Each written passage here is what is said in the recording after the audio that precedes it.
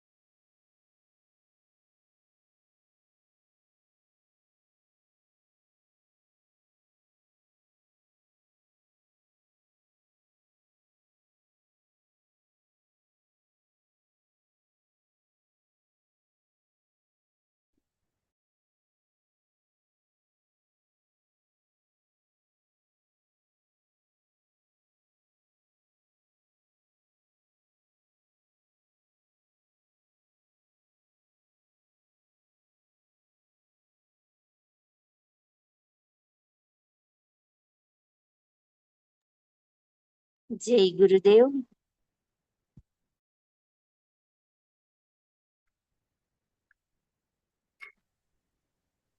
પરમ પૂજ્ય ગુરુદેવ, પરમ વંદનીય માતાજીની સૂક્ષ્મ ઉપસ્થિતિમાં આવો ઘડીએ સંસ્કારવાન પેઢી ગુજરાત આપ સૌનું હાર્દિક સ્વાગત કરે છે.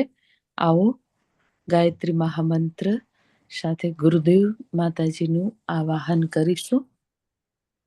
ઓમ ભૂર્ભુવઃ સ્વાહા તત્સવિતુર્વરેણ્યં ભર્ગો દેવસ્ય ધીમહિ ધિયો યો નઃ પ્રચોદયાત.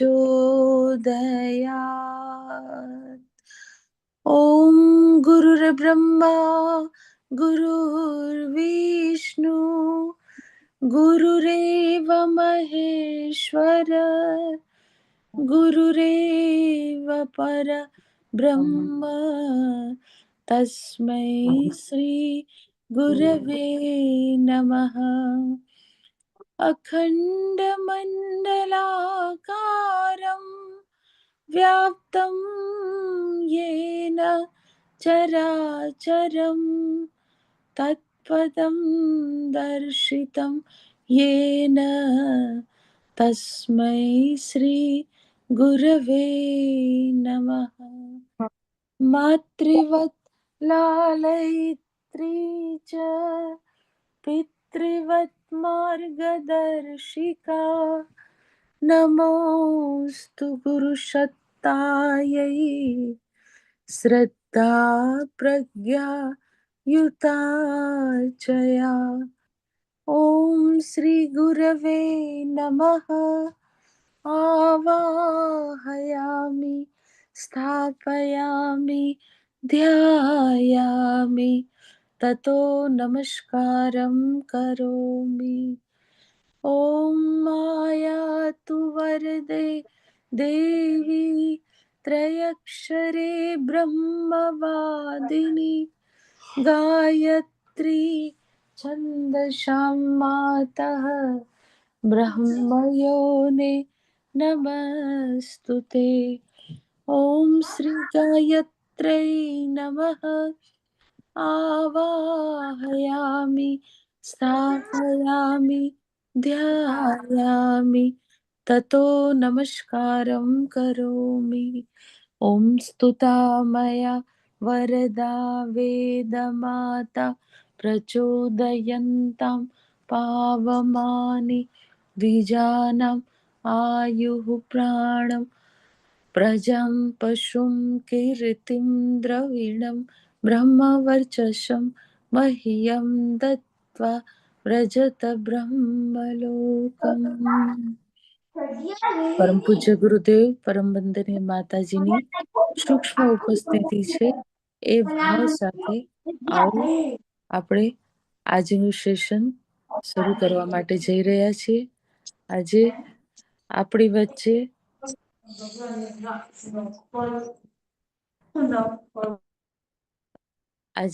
વચ્ચે ખેડા ઉપજન છે।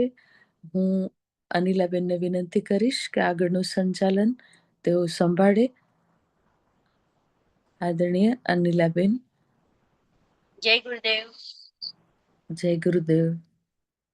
આવો માતાની પાઠશાળાની અંદર આજે અમારા ઉપજોન સહસંયોજક ભાવનાબેન સોલંકી જે આપણને ગપ સંવાદ દ્વારા માતાનું બોન્ડિંગ, સર્વાંગી વિકાસ બાળકની અંદર કેવી રીતે પ્રાપ્ત કરી શકીએ તે વિશે વધુ વિશેષ છણાવટ દ્વારા દરેક માતાઓને આપશે।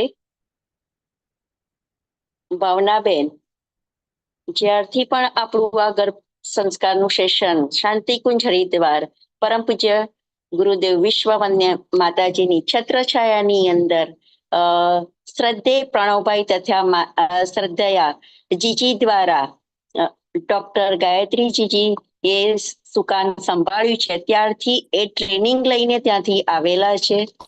શરૂઆતથી જ આણંદ જિલ્લાની અંદર ઓફલાઈન સેમિનાર હોય કે એ પોતે કાઉન્સિલિંગ કોઈ પણ સાથે કરવાનું હોય તો સરસ સમજાવીને દરેક માતાની અંદર એ દિવ્ય પ્રેરણા આદાન પ્રદાન કરી શકે છે અને એ દિવ્ય સંતાન જ્યારે આવે છે ત્યારે એમને માતા તરીકે પણ બોલાવી બિરુદ પણ આપી શકે છે। તો એવા જ આ દિવ્ય માં જે કહીએ છીએ અમારા ભાવનાબેન જે આજે આપને વિશેષ માહિતી આપી આપની અંદર ઉદરમાં જે શ્રેષ્ઠ દિવ્ય સંતાન પાલન પોષણ કરી રહ્યું છે એને પણ આ દિવ્ય પ્રેરણાઓથી ભરી દે। આવો ભાવનાબેન, આપનું સ્વાગત, અભિવાદન।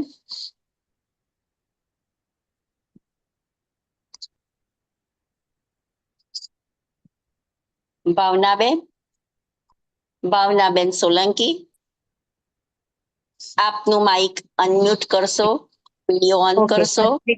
ઓકે, આપનું સ્વાગત અભિવાદન ગુજરાત માકી પાઠશાલાની અંદર દિવ્ય જ્ઞાન દ્વારા દિવ્ય વિચારો, દિવ્ય પ્રેરણા ગર્ભસ્થ શિશુની અંદર પ્રાપ્ત કરાવો. જય ગુરુદેવ. ખૂબ ખૂબ આભાર અનિનાબેન આપનો. આવો ઘડી સંસ્કારવાન પેઢી આણંદ ગાયત્રી પરિવાર દ્વારા અમે ગર્ભ સંસ્કારનું પ્રશિક્ષણ પણ લઈએ છીએ અને ઓનલાઈન ક્લાસ, ઓફલાઈન ક્લાસ લેવામાં આવે છે. એમાં આજે ઓનલાઈન ક્લાસનું અમારું ગુજરાત ઝોન તરફથી જે અમને આમંત્રણ છે, તો આપનો ખૂબ ખૂબ આભાર. અને ખાસ અત્યારે ગર્ભવતી માતાઓ કેટલા જોડાયા છે, તો ચેટ બોક્સમાં હેન્ડ રાઈઝ કરશે અથવા તો જય ગુરુદેવ લખશે.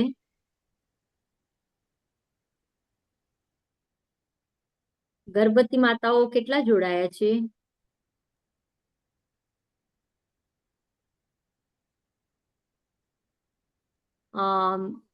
આણંદ ગાયત્રી પરિવાર ગર્ભ સંસ્કાર તરફથી આ રચનાબેન, ખૂબ ખૂબ આભાર, વેલકમ. હાજી પૂજાબેન, ચલો ખૂબ ખૂબ આભાર. સુનીતાબેન, આપને બધાને ખૂબ ખૂબ અભિનંદન. દિવાળી ગઈ, નવા વર્ષની શરૂઆત થઈ. હા, એનજે એવરીવન. ઓકે, જય ગુરુદેવ. બધાને ખૂબ ખૂબ અભિનંદન. એક માતા બનવાના છે, ગૌરવની વાત છે, પણ એક માતાની પાઠશાળા દ્વારા તમને શ્રેષ્ઠ માતા બનાવવા માટેનું જે કામ અમને સોંપવામાં આવ્યું છે, એ માટે તમને ખૂબ ખૂબ અભિનંદન.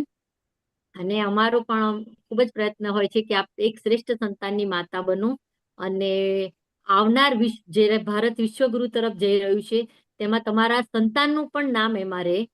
મારા આણંદમાં પણ હું કાયમ મારા સેમિનારમાં એક જ વસ્તુ કહેતી હોઉં છું કે ગુરુદેવની જે ઈચ્છા હતી કે ભારત વિશ્વગુરુ બનવાનું છે, ગુરુદેવે મહત્વાકાંક્ષા બતાવી હતી કે ભારત વિશ્વગુરુ બનવા જઈ રહ્યું છે, ત્યારે પણ અત્યારે આપણી પરિસ્થિતિ પણ જોઈએ છે કે ભારતમાં વિશ્વગુરુ તરફ માટે આર્થિક રીતે બધી જ રીતે ભારત ખૂબ આગળ વધી રહ્યું છે, બરાબર. તો એના માટે જે તૈયારીઓ થઈ રહી છે, એનું મૂળ શું છે કે જ્યારે યુવાનો 30 વર્ષના થશે તો આપણા અત્યારે જન્મેલા જે બાળકો છે એ જ એના સંભાળી શકશે એને. તો એવા બાળકો જોઈએ છે કે દેશને પણ સંભાળી શકે, આખા વિશ્વને સંભાળી શકે. તો ખાસ માતાઓને અમે એટલે જ ગર્ભ સંસ્કારની ટીમમાં જોડતા હોય છે વારે વારે કે તમે આ લાભ ચૂકશો નહીં. કારણ કે ગાયત્રી પરિવાર દ્વારા જે આ અભિયાન ચલાવવામાં આવ્યું છે, એના માટે પણ કંઈક મર્મ હોય. જ્યારે ડોક્ટર સાહેબે, જીજીએ, ગાયત્રી દીદીએ આ અભિયાનની શરૂઆત કરી, એના પાછળનું એક પૂરું મર્મ હતું કે એવી ટીમ તૈયાર થાય, એવા બાળકો તૈયાર થાય કે જ્યારે ભારત વિશ્વગુરુ બને ત્યારે એનું સંચાલન કરી શકે. બરાબર. મોદી સાહેબ ને બધા હજી 30 વર્ષ સુધી કેટલા કોનું આયુષ્ય છે નક્કી નથી, પણ આપણે એવા બાળકને જન્મ આપીએ જે ખરી રીતે ભારતમાં આર્ય ભૂમિ હતી. બરાબર. કહેવાય છે કે આર્યો એવા પ્રકારના સશક્ત, બધી રીતે મજબૂત સંતાનો હતા આર્યના. અને એના જનીન પણ કે જેના રંગસૂત્રો છે, ડીએનએ છે, એ પણ બધું ખૂબ જ સ્ટ્રોંગ હતા. એટલા બધું ભારત પ્રખરવાન હતું. તો એ આપણે પાછું લાવવાનું છે એવા ભારતને, અને સશક્ત બનાવવાનું છે અને વિશ્વમાં આપણું નામ વધારવાનું છે. તો ખાસ ખાસ ગર્ભવતી માતાઓને મારા નમન, એમના ગર્ભમાં રહેલા શિશુને એક આત્માને મારા ખૂબ ખૂબ નમન, અને એમને ખૂબ ખૂબ આભાર માનું છું કે આ પાઠશાળામાં જોડાયા છે. હવે વાત કરવામાં આવે છે કે માતાનો આપણે સબ્જેક્ટ આપ્યું કે માતા દ્વારા ગર્ભસ્થ શિશુનો સર્વાંગી વિકાસ. કોણ ઈચ્છે છે કે એમનું બાળક ડરપોક બને, ખરાબ સ્વભાવ વાળું બને, ખરાબ વિચારો વાળું બને? આજના સમયમાં કોણ એવું ઈચ્છે છે? કોઈ ઈચ્છે કે એમનું બાળક એવું બને, ખરાબ સંસ્કાર વાળું બને? નથી ઈચ્છતા ને. તો એના માટે શું કરવું પડે? આપણે ખાલી વિચારો કરીએ કે મારું બાળક સારો ડોક્ટર બને, સારો એન્જિનિયર બને, સારું વકીલ બને, સારું માણસ બને, તો વિચારોથી બાળક બની જવાનું છે? વિચાર તો હું પણ કરું, કરોડપતિ બની જવું, હું મોટો બિઝનેસમેન બની જવું, તો વિચાર તો ઘણા બધા આવતા હોય છે. પણ ક્યારેય વસ્તુ શક્ય બને છે જ્યારે વિચાર પર અમલ કરવામાં આવે છે, વિચાર સાથે જોડીને એની સાથે સતત પ્રયત્ન કરવામાં આવે છે. તો માતા તો બનવાનું તમારા ભાગ્ય જ, ગૌરવ છે તમારા માટે. પણ આપણે એવા વિચારો રજૂ કરવાના છે કે વિચારો દ્વારા એને જેવું તમારે ઘડવું છે એવું તમારે બનવું પડશે પહેલા.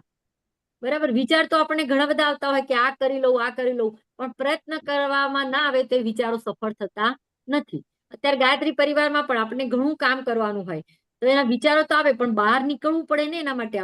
એના માટે કામ કરવું પડે, એના માટે યોજનાઓ કરવી પડે, પછી આપણે એ કામ વિચારને પૂરો કરી શકીએ. તો માતા જો ઈચ્છે કે મારે સંસ્કારવાન, ગુણવાન, નીડર, બહાદુર, શિવાજી જેવો બાળક જોઈએ છે, તો વિચારો કરવાથી ખાલી બાળક નહીં આવે એવું. એના માટે ખાસ તમારે પ્રયત્ન કરવો પડશે, અને પ્રયત્ન પણ મજબૂત પ્રયત્ન, સંકલ્પ સાથેનો પ્રયત્ન, કે આજે કર્યું કાલે ના કર્યું તો નહીં ચાલે. હું અત્યારે છે ને મારા સેમિનારમાં પણ સ્ટ્રીક માતાઓને કહું છું કે 9 મહિના તમને ગમે તે થતું હોય, તકલીફ તો થતી જ હોય, ફિઝિકલી તમને તકલીફ રહેશે બી ખરી, પણ એ કઈ ફિઝિકલી પ્રોબ્લેમ એવા નથી કે રોગ માટેના છે તો તમે તકલીફ અનુભવો.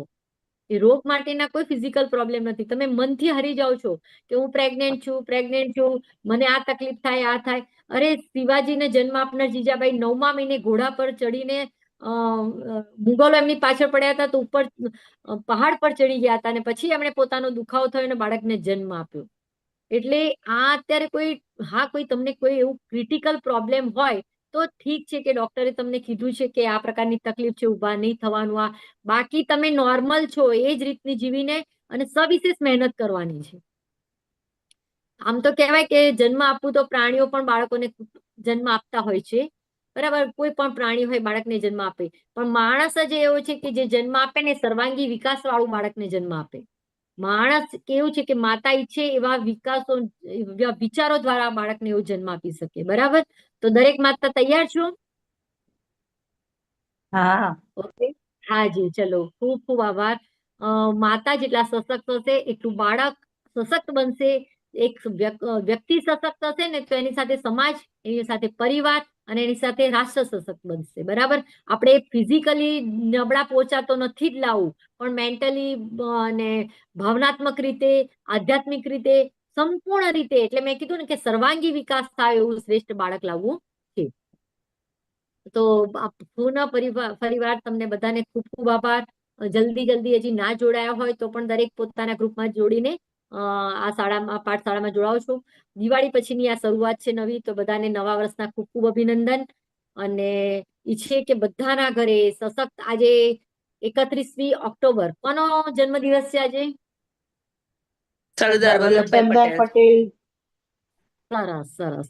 તો એને કયા દિવસ તરીકે ઓળખવામાં આવે છે ખબર છે? રાષ્ટ્રીય એકતા દિવસ. બરાબર. હવે એક બીજું પણ તમને ખાસ કહું કે જેટલા જન્મદિવસ તમારી પ્રેગ્નન્સી દરમિયાન આવતા હોય, જે પણ મહાન પુરુષોના, ભગવાનના આવતા હોય, જે પણ દરેકની જન્મ તિથિ હોય આપણી, આમ ડેટ પણ હોય ને તિથિ પણ હોય, બરાબર. આપણા ઐતિહાસિક બધા છે એમની તિથિ પ્રમાણે હોય કે જેનું પણ ડેટ પ્રમાણે હોય. દરેક નોટબુકમાં લખવું, અને એના દરેકના એક એક ગુણ. એ તમને વધારે ગુણ આવે તો બહુ સારું છે, પણ એક એક ગુણ. હવે આજે દાખલા તરીકે સરદાર વલ્લભભાઈ પટેલનો જન્મદિવસ છે, બરાબર. તો સરદાર વલ્લભભાઈ પટેલને શું કહેતા હતા? લોખંડી પુરુષ. કેમ લોખંડી પુરુષ કહેતા હતા? એની વાર્તા આપણને આવતી હતી, બરાબર. એમણે સહન કર્યું હતું એટલે એમને લોખંડી પુરુષનું બિરુદ મળ્યું હતું, બરાબર. તો આપણા બાળકને એ ગુણ ડેવલપ થાય. આજનો કોઈ પણ જયારે જન્મ જયંતિ કોઈની પણ આવે ને, કોઈ પણ ભગવાન કૃષ્ણનું આવે છે તો આપણે દિવસે બધું ઉત્સવ મનાવીએ છીએ, બરાબર. કારણ કે એના વાઇબ્રેશન બહુ સારા હોય. એ વખતે જયારે આપણે એ વ્યક્તિને યાદ કરીએ ત્યારે એના વાઇબ્રેશન પણ આપણને મળે. કૃષ્ણને જન્મ થઈ 5000 વર્ષ થઈ ગયા હોય, પણ આપણે હજી જન્મદિવસ ઉજવીએ છીએ ભગવાનનો. કેમ ઉજવીએ છીએ? કારણ કે એ દિવસે ગ્રહ નક્ષત્ર એ પ્રમાણે નતા. પછી એના ભગવાનને જયારે યાદ કરીએ ત્યારે ભગવાન જે બ્રહ્માંડમાં છે એના વાઇબ્રેશન આપણને વધારે મળે જન્મદિવસે. આપણે જયારે જન્મદિવસ, આપણા ગાયત્રી પરિવાર દ્વારા પણ જન્મદિવસ ઉજવવાનું મહત્વ એટલે જ હોય છે કે એના દ્વારા એનામાં એક હોર્મોન્સ ક્રિએટ થતા હોય ખુશીના, જન્મદિવસ હોય એટલે, અને એની ઓરા વધે, એનું ઉર્જા વધે. એટલે આપણે એને ખાસ જન્મદિવસ માટે ઘણા બધા કામ કરતા હોય છે જન્મદિવસે, બરાબર. ત્યારે ખાસ અત્યારે ગર્ભવતી માતાઓએ યાદ રાખવાનું, પોતાની પ્રેગ્નન્સી રહે ત્યારથી જેટલા વ્યક્તિના શંકર ભગવાનનો આવે, ગણપતિ દાદાનો આવે, કે કોઈ મહાન વ્યક્તિનો આવે. રોજ કોઈનો એક જન્મદિવસ તો હોય જ, કોઈનો ને કોઈનો આવે. કોઈ વૈજ્ઞાનિકનો આવે, કોઈ ડોક્ટરોનો આવે, કોઈ નોબેલ પુરસ્કૃત થયેલા હોય એમનો આવે, કોઈ પણ મહાન વ્યક્તિનો એનું નામ લખો. એક તો તમારું બાળકમાં એ મેમરી જશે કાયમ માટે. એનું નામ લખો, એના એક ગુણ લખો. હવે તો તમે મોબાઈલમાં ઘણું બધું સર્ચ કરી શકશો, બરાબર, ગુણ માટે. આજે આપણે વિચારીએ છીએ કે 31મી ઓક્ટોબર સરદાર વલ્લભભાઈ પટેલ સાહેબનો જન્મદિવસ, બરાબર. તો એમનો જન્મદિવસ એકતા દિવસ તરીકે ઓળખાય છે, રાષ્ટ્રીય એકતા દિવસે. તો બાળકને બતાવો એમનો ગુણ શું હતું. ભારત ખંડોમાં થઈ ગયેલું હતું, બરાબર. રાજાઓ મહારાજાઓના નાના મોટા સ્ટેટ હતા રાજાઓના, તો ખંડોમાં વિભાજિત હતું. જ્યારે એમની પોતાની કુશળ બુદ્ધિથી એમણે કોઈ યુદ્ધ નથી કર્યા કે કોઈની જોડે એ કર્યું નથી. એક વાટાઘાટાઓ અને કુશળ બુદ્ધિથી એમણે દરેક રાજાઓને મળીને એક કર્યા. નહીં તો કોઈ પોતાની એક નાની વસ્તુ પણ આપવા તૈયાર થાય. અત્યારે મારી પાસે 5 વીઘા જમીન હોય અને તમે મને કહો કે મને આપી દો, આપણે એક થઈએ, તો હું મારી 5 વીઘા જમીન આપી શકું? ના આપી શકું. પણ સરદાર વલ્લભભાઈ પટેલમાં એક એવું નેતૃત્વ હતું કે એમણે રાજાઓને પણ એકત્રિત કર્યા અને એમને આપણે ભારતને અખંડ ભારત બનાવ્યું. અખંડ ભારતની રચના કોણે કરી? તો કહેવાય છે સરદાર વલ્લભભાઈ પટેલ. તો એ ગુણ આજના દિવસમાં તમારા બાળકમાં જવો જોઈએ.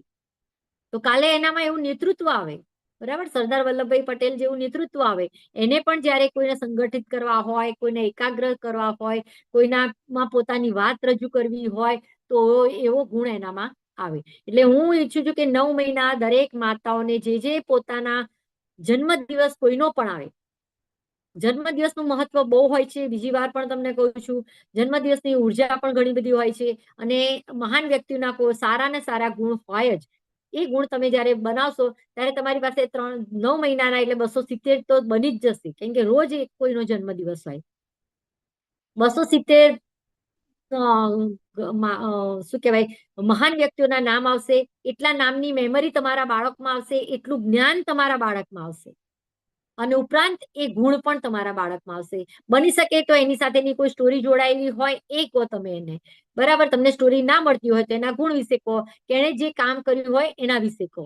તો બાળકમાં ઘણું બધું એક નવી રોમાંચ જાગશે એને, નવું નવું શીખવાની. તો એ નવી રોમાંચ શીખવાની વૃત્તિ આવશે ને, એ બાળકને જયારે ભણવા જશે ને ત્યારે પણ એને એવું થશે કે હું એનાથી આગળ કંઈક શીખું, એનાથી આગળ કંઈક શીખું. એટલે એક પ્રકારની જિજ્ઞાસા જાગશે ને. તો જિજ્ઞાસાનો ગુણ પણ આ દ્વારા બાળકમાં આપી શકાય. સાચું ને? બરાબર ને? ઓકે.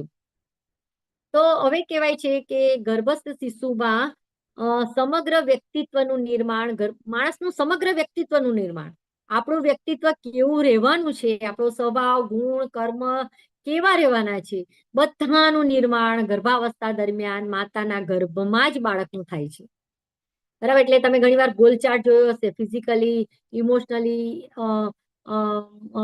સ્પિરિચ્યુઅલી અને આઈક્યુ લેવલ, એનો બુદ્ધિશાળી અંક. આ કઈ રીતે વધારી શકાય એવા ઘણા બધા ક્લાસ થયા છે, બરાબર. કારણ કે એને બધું જ જો તમારે આપવું હોય તો એને ગર્ભમાં આપી શકો છો તમે.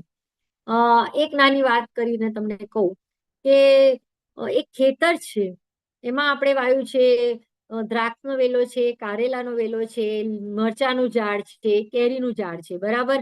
એક જ ખેતરમાં આપણે આ બધું વાયેલું છે.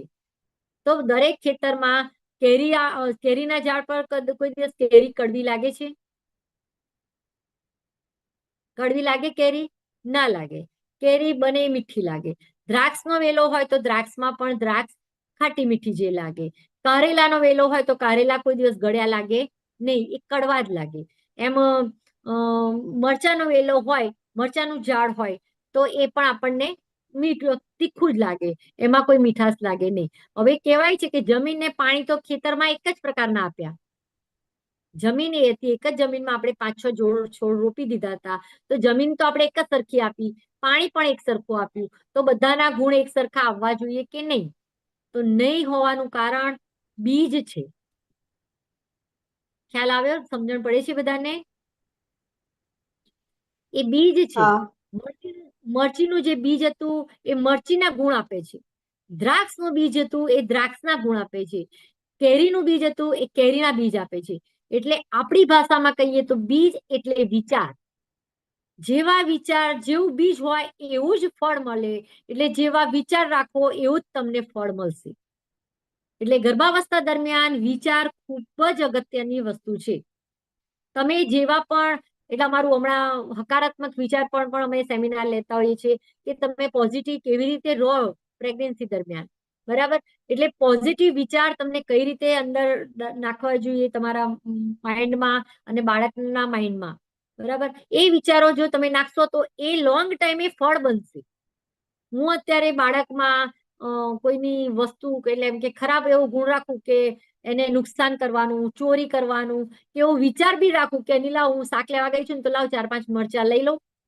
એમાં શું, એ ક્યાં જોવાનો છે? 4-5 મરચા, ઘણા લોકોની એવી આદત હોય, 4-5 મરચા લઈ લે કે પછી કશું કાપ્યું હોય એમ એને દોષ ના લાગે કે આ ચોરી કરી છે એવું ના લાગે, પણ એ બીજ બનતા બનતા ચોરીનું બીજ બની જાય છે પછી, અને એ ફળ બની જાય છે.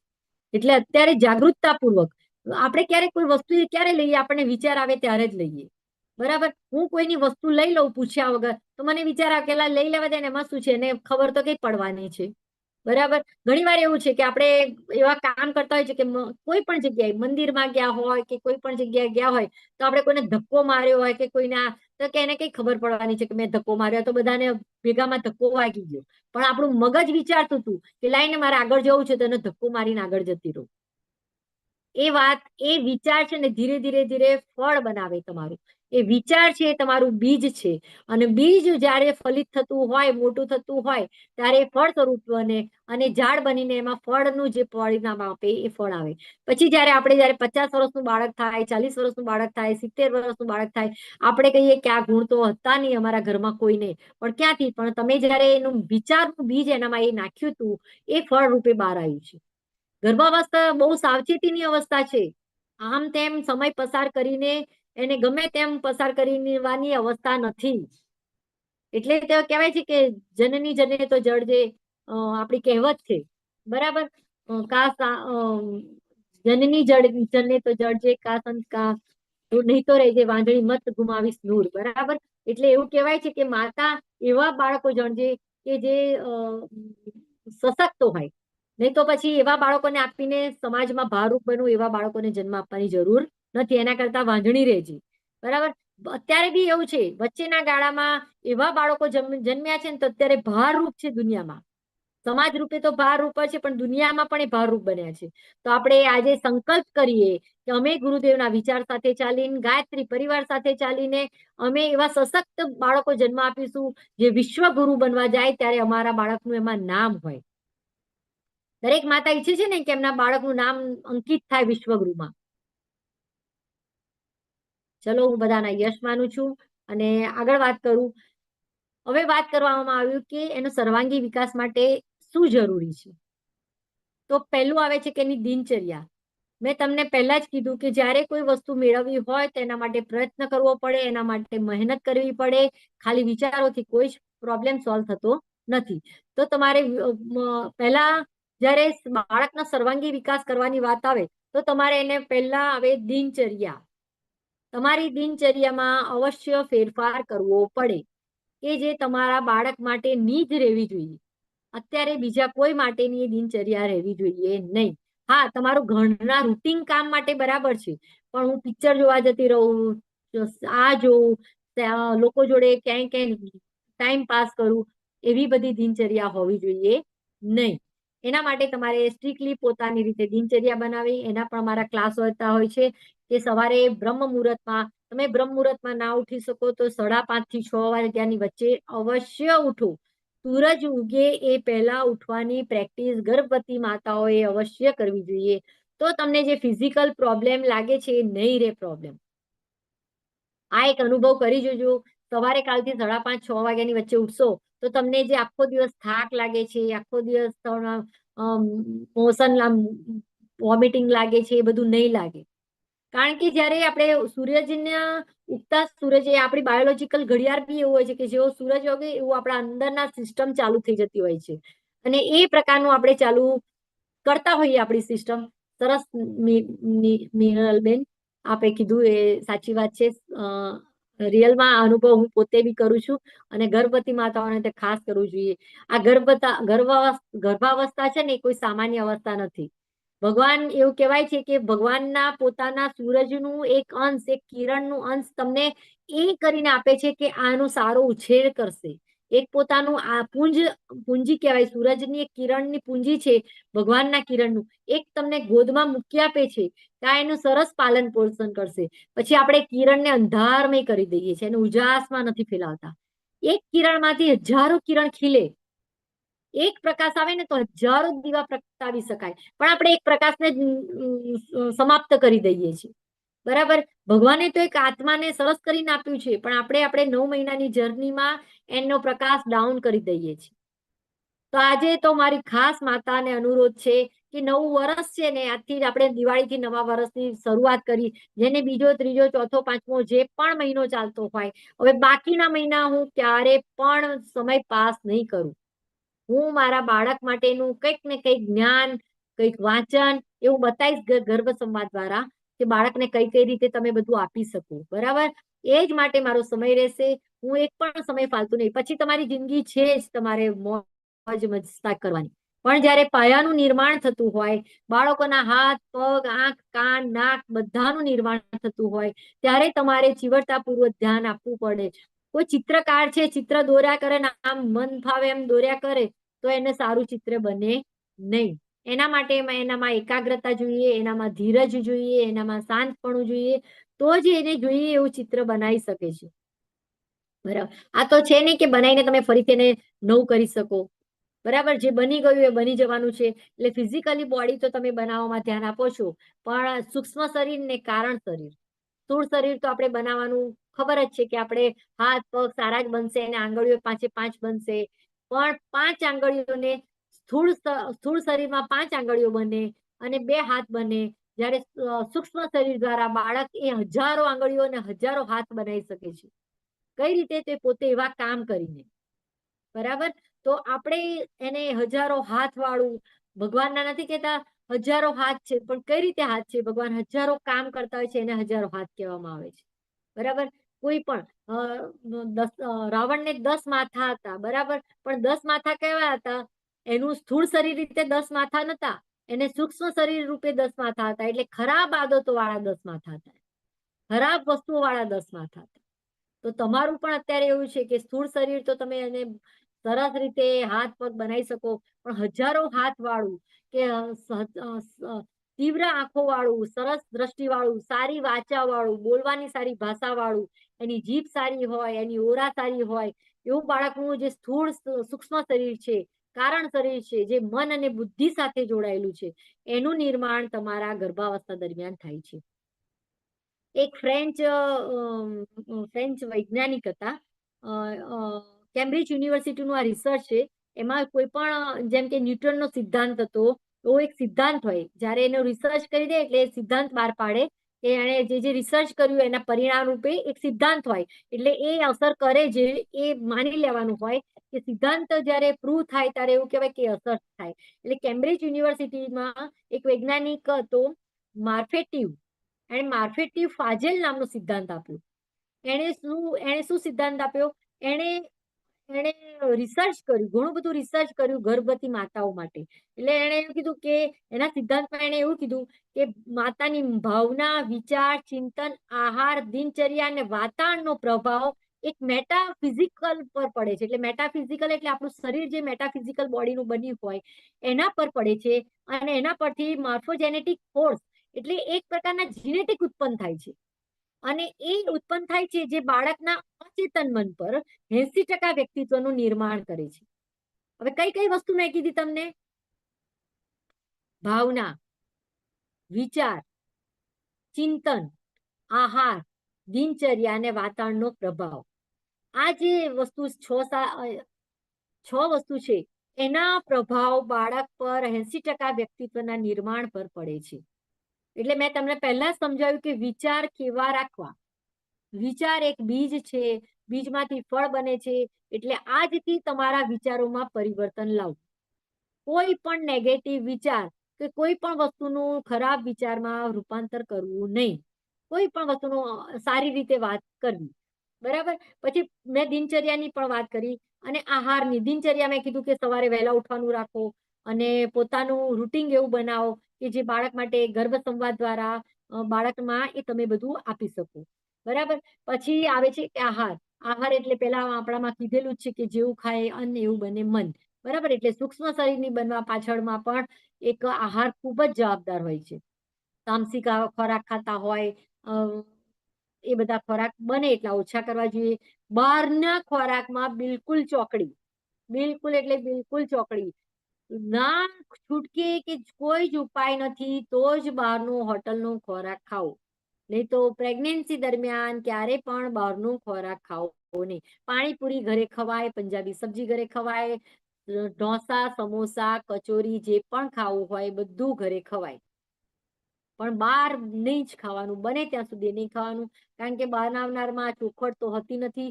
હાથની સફાઈ અત્યારે તો ઘણી જગ્યાએ તમે જોવો છો કે હોટલમાં ઘણું બધું ભેળસેળ ને બધું થતું હોય છે. તો બાળકને શું તમે રોગ આપવા માંગો છો ઘરમાં? આપણે ખાઈશું ને તો આપણે કદાચ અત્યારે વોમિટ થાય કે ઝાડા ઉલટી થાય કે કંઈક થાય તો આપણું પાછું દવા લઈએ થઈ જાય. જ્યારે બાળકમાં તે બીજ જ પેસી જશે અને બીજનો અર્થ થાય છે ફળ. બરાબર. એ લાંબા ગાળે પછી ફળ રૂપે બાળકને રોગ બહાર આવે છે. બરાબર. એટલે ખાસ ધ્યાન રાખો આહારમાં બલિ વૈશ્ય આહાર કરીને ભગવાનને જમાડીને જમવાનું રાખો. સાત્વિક ખોરાક રાખો. તામસી ખોરાક, રજોગુણી ખોરાક ના ખાઓ. કારણ કે આપણે તો જો કે નોનવેજ ને કોઈ ખાતું નથી હોતું, એ તો બહુ સારી વસ્તુ છે. પણ તામસી બી બહુ જ તીખા તળેલા કે જે લાઈ બળે બાળકને પણ તકલીફ થતી હોય છે. અને જેટલો સાત્વિક ખોરાક ખાશો એટલા વિચારો સારા આવશે અને આળસ એટલી ઓછી આવશે. આપણે જયારે નવરાત્રી અનુષ્ઠાન કરતા હોય કે કોઈ સાધના કરતા હોય ત્યારે ખાસ એમાં સાત્વિક ખોરાકનું મહત્વ હોય છે. એનું કારણ જ હોય છે કે તમારા વિચારો સારા રહે. કારણ કે ઇન્દ્રિયો પર સંયમ રહે તમને અને વિચારો સારા રહે. બરાબર. એટલે ખાસ એ આહાર ઉપર ચિંતન તમે સ્વાધ્યાય દ્વારા કરી શકશો. હું ગર્ભ સંવાદમાં કહીશ તમને કે કઈ રીતે કરી શકાય. અને વાતાવરણનો પ્રભાવ એ પણ તમારે ગર્ભ સંવાદ દ્વારા વાતાવરણનો પ્રભાવ બાળકને અસર આપી શકે છે. તમારા ઘરમાં તમારા ફેમિલીમાં બધા જ રહેતા હોય પણ ખાસ ગર્ભાવસ્થા દરમિયાન ક્યારેય કોઈએ ઊંચા અવાજે વાત ના કરવું, એકબીજાને તોછડીને વાત ના કરવું, એકબીજાને કોઈ ખરાબ રીતે હેરાન ના કરવું, એ ખાસ ધ્યાન રાખવું જોઈએ. કેમ કે એની અસર પણ બાળક પર પડતી હોય છે. આપણે એવું થાય કે મેં બાળકને એવું શીખવાડ્યું નથી, પણ આપણે એવા વાતાવરણમાં ગયા હતા તો બાળકે શીખી લીધું. એવું કહેવાય છે કે ગ્રાસ્પિંગ પાવર એટલે કે ગ્રહણ શક્તિ જે બાળકમાં યુવાનો કરતા ગર્ભસ્થ શિશુને યુવાનો કરતા એટલે કે યુવાન અવસ્થા કરતા 4 ગણી વધારે હોય છે ગ્રાસ્પિંગ પાવર. હું આ રૂમમાં બેઠી છું, પ્રેગ્નેન્ટ છું, બાજુના રૂમમાં કકડાટ ચાલે છે, ઝઘડા ચાલે છે, તો એની અસર તમારા પર પણ થશે. તમારા ગર્ભસ્થ શિશુ પર અવશ્ય થશે. ભલે રૂમ અલગ છે. કહેવાય છે કે ક્યાંય કિલોમીટર સુધી એની અસર થતી હોય છે. એટલે જ ગર્ભાવસ્થા દરમિયાન તમને ડેલી યજ્ઞ થઈ શકે તો બહુ સારું આ છે. કેમ કે વાતાવરણ હકારાત્મક રહેશે ડેલી યજ્ઞ કરવાથી. બરાબર. ઔષધિના ગુણ જશે તમારા બાળકમાં, એ પણ બહુ સારી વસ્તુ છે. એટલે એક પ્રકારની તમારી અનુકૂળતા પ્રમાણે દિનચર્યા બનાવવી પડે. જોબ કરતા હોય એમણે પણ એવું નથી કે હું જોબ કરું છું એટલે નહીં થઈ શકે, એનો પણ સમય આપી શકાય બાળકને. તમારે થોડો પ્રયત્ન કરીને એનો પણ સમય આપી શકાય. બીજા કામ તમે તમારા કામવાળા સાથે કામ કરીને કરાવી શકો છો, પણ બાળક માટે તમારે સમય અવશ્ય કાઢવો પડશે. તો જ તમારા માટે બાળક સમય કાઢશે. બરાબર. એક ભાવનાત્મક જોડાણ છે. અત્યારે તમારા ઘરે કોઈ મહેમાન આવ્યું હોય અને તમે એની સાથે વાતચીત ના કરો તો એ મહેમાનને ગમે નહીં. પણ તમે એની સાથે ભાવનાત્મક રીતે વાતચીત કરો તો એ મહેમાનને તમને ગમે. એમ બાળક તમારા ગર્ભસ્થ શિશુમાં આવ્યું છે, એક યોની છોડીને આવ્યું છે. બરાબર. તેની સાથે તમારે ડેલી સારી રીતે વાતચીત કરવી પડે. એટલે હવે ચલો હું ગર્ભ સંવાદ દ્વારા બાળકના સર્વાંગી વિકાસ કઈ રીતે થાય, સંપૂર્ણ વિકાસ કરવા માટે માતાએ શું પ્રયત્ન કરવા જોઈએ એ હું તમને બતાવું. તૈયાર છો ને બધા? ચલો.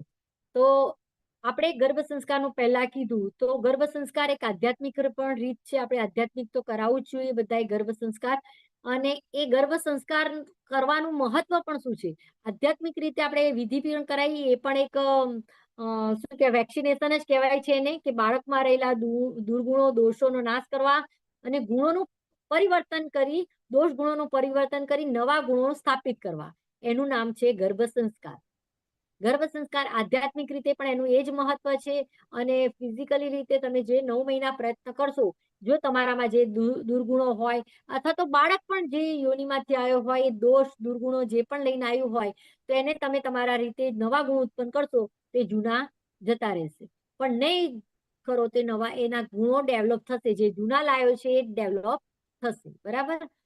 તો કહેવાય કે ગર્ભ શિશુ સોલ કોન્શિયસ હોય છે, એટલે એક આત્મા હોય છે, આત્મિક હોય છે. બરાબર? એમાં કોઈ પ્રકારનું કપટ છળ કશું જ હોતું નથી. એટલે મેં પહેલા પણ શબ્દ કીધો કે ભગવાનના પ્રકાશની પૂંજીનો એક કિરણ, એક અંશ તમને ગર્ભમાં આપે છે આત્મા રૂપે. એને પ્રકાશિત કરવાનું કામ માતાનું છે, પરિવારનું છે, હસબન્ડનું છે, પણ સવિશેષ માતાનું છે. એવી માતા જે જાગૃત રહેતી હોય, સતત જાગૃત રહેવું પડે કે મારા ગર્ભમાં બાળક છે, મારે એને શું આજે આપવાનું છે, આજે એના માટે શું પ્રવૃત્તિ કરવાની છે. બરાબર? એટલે કે ગર્ભાવસ્થા દરમિયાન જ અચેતન, મેં તમને કીધું ને કે હમણાં એક 80% વ્યક્તિત્વનું નિર્માણ થાય છે, એટલે અચેતન મનનું પ્રોગ્રામિંગનું કામ કહેવાય. કોઈ પણ કોમ્પ્યુટર વાળા હશે તેમને ખબર હોય કે પ્રોગ્રામિંગ કામ કરવા માટે એક આખો ચાર્ટ બનાવવો પડે. પછી જયારે તમે એને એ ચાર્ટ જેને જે પ્રકારનો પ્રોગ્રામ હોય એને આપો, એને ખાલી ડેટા જ ઇન્સ્ટોલ કરવા પડે અને પ્રોગ્રામ એની જાતે ચાલે. બરાબર? કોઈ પણ પ્રોગ્રામ હોય, કોઈ તમારા સેલરીનો પ્રોગ્રામ હોય કે કોઈ પણ પ્રોગ્રામ હોય, એ તમે આપો પછી તમારે ખાલી એમાં ડેટા જ એન્ટ્રી કરવાની હોય, પ્રોગ્રામ એની ઓટોમેટિકલી ચાલતો જ રહે. કારણ કે એક વખત એને ડેવલપ કરી દીધો છે, એને સેટઅપ કરી દીધો છે. તો આ ગર્ભાવસ્થા દરમિયાન બાળકનું અચેતન મન, સબકોન્શિયસ માઇન્ડ ને પ્રોગ્રામિંગ કરવાનું કામ માતાએ કરવાનું છે, પિતાએ પણ કરવાનું છે, પણ માતાએ સવિશેષ.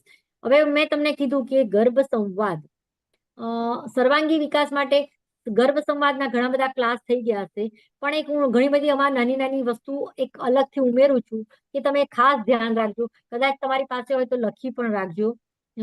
અને એના માટે તો ઘણો બધો એકચ્યુઅલી 1-1.5 કલાક પણ ઓછો પડે એવું છે ગર્ભ સંવાદ માટે તો, પણ જેટલું મારામાંથી થઈ શકશે એટલું આપીશ. કારણ કે હું પણ ઈચ્છું છું કે આજના સેશનમાં જે પણ માં જોડાયા હોય, નામ તો બધાના મને નથી ખબર, પણ જયારે 30 વર્ષ પછી તમે જયારે તમારા બાળકને એવા સ્વરૂપમાં જુઓ કે જે ભારતનું નેતૃત્વ કરતું હોય, સમાજનું નેતૃત્વ કરતું હોય, ત્યારે ખાસ વિશેષ યાદ કરજો કે ગાયત્રી પરિવાર દ્વારા આવો ઘડે સંસ્કારવાન પેઢીના ક્લાસમાં અમે જોઈન થયા હતા. સંગીતાબેનનો, તૃપ્તિબેનનો, ગાયત્રી પરિવારનો આભાર માનજો કે અમને આવા સેશનમાં જોડ્યા હતા, અને અમારું બાળક આજે આ સ્થિતિમાં છે. તો થેન્ક એમ કે ગુરુદેવના આશીર્વાદ છે, અને ગુરુદેવ દ્વારા જ આ આપણું આ એક ચેનલ સેશન ચલાવવામાં આવતું હોય છે કાયમ, કે પ્રોજેક્ટ ચાલતો હોય છે આ માટે. તો ખાસ ખાસ માતાઓએ ધ્યાન રાખવું. હવે માતાના ગર્ભ સંવાદ શું છે? પહેલા એક એવું કહેવાય છે કે ગર્ભ સંવાદ દ્વારા જ માતા બાળકની બાળક માતાની દરેક વાત સમજે છે ગર્ભ સંવાદ દ્વારા. એટલે ગર્ભ સંવાદ કઈ રીતે કરવો, કેવી રીતનું કરવું, એવું હું તમને ઘણું બધું સમજાવી દઈશ. એટલે કહેવાય છે કે માતાના મનની વાત ગર્ભ શિશુને પહોંચાડવાની રીત 2 રીતે હોય છે, એક ભાવ શક્તિ અને એક શબ્દ શક્તિ. હું તમારી સાથે જે વાત કરું છું શબ્દ શક્તિથી કરું છું. બરાબર? હું શબ્દ દ્વારા તમને સમજાવું છું, પણ ગર્ભસ્થ શિશુ માતાની ભાવ શક્તિ પણ સમજે છે. માતા કદાચ ક્યારેક દુઃખી થઈ હોય ને, ત્યારે બાળક પણ અંદર દુઃખી થાય છે. એટલે હમણાં જ મેં એક રિસર્ચ બી સાંભળ્યું કે ગર્ભાવસ્થા દરમિયાન જો માતા દુઃખી રહેતી હોય તો બાળક રોગિષ્ટ જ જન્મે છે અને ખોળખાપણ વાળા જ જન્મે છે.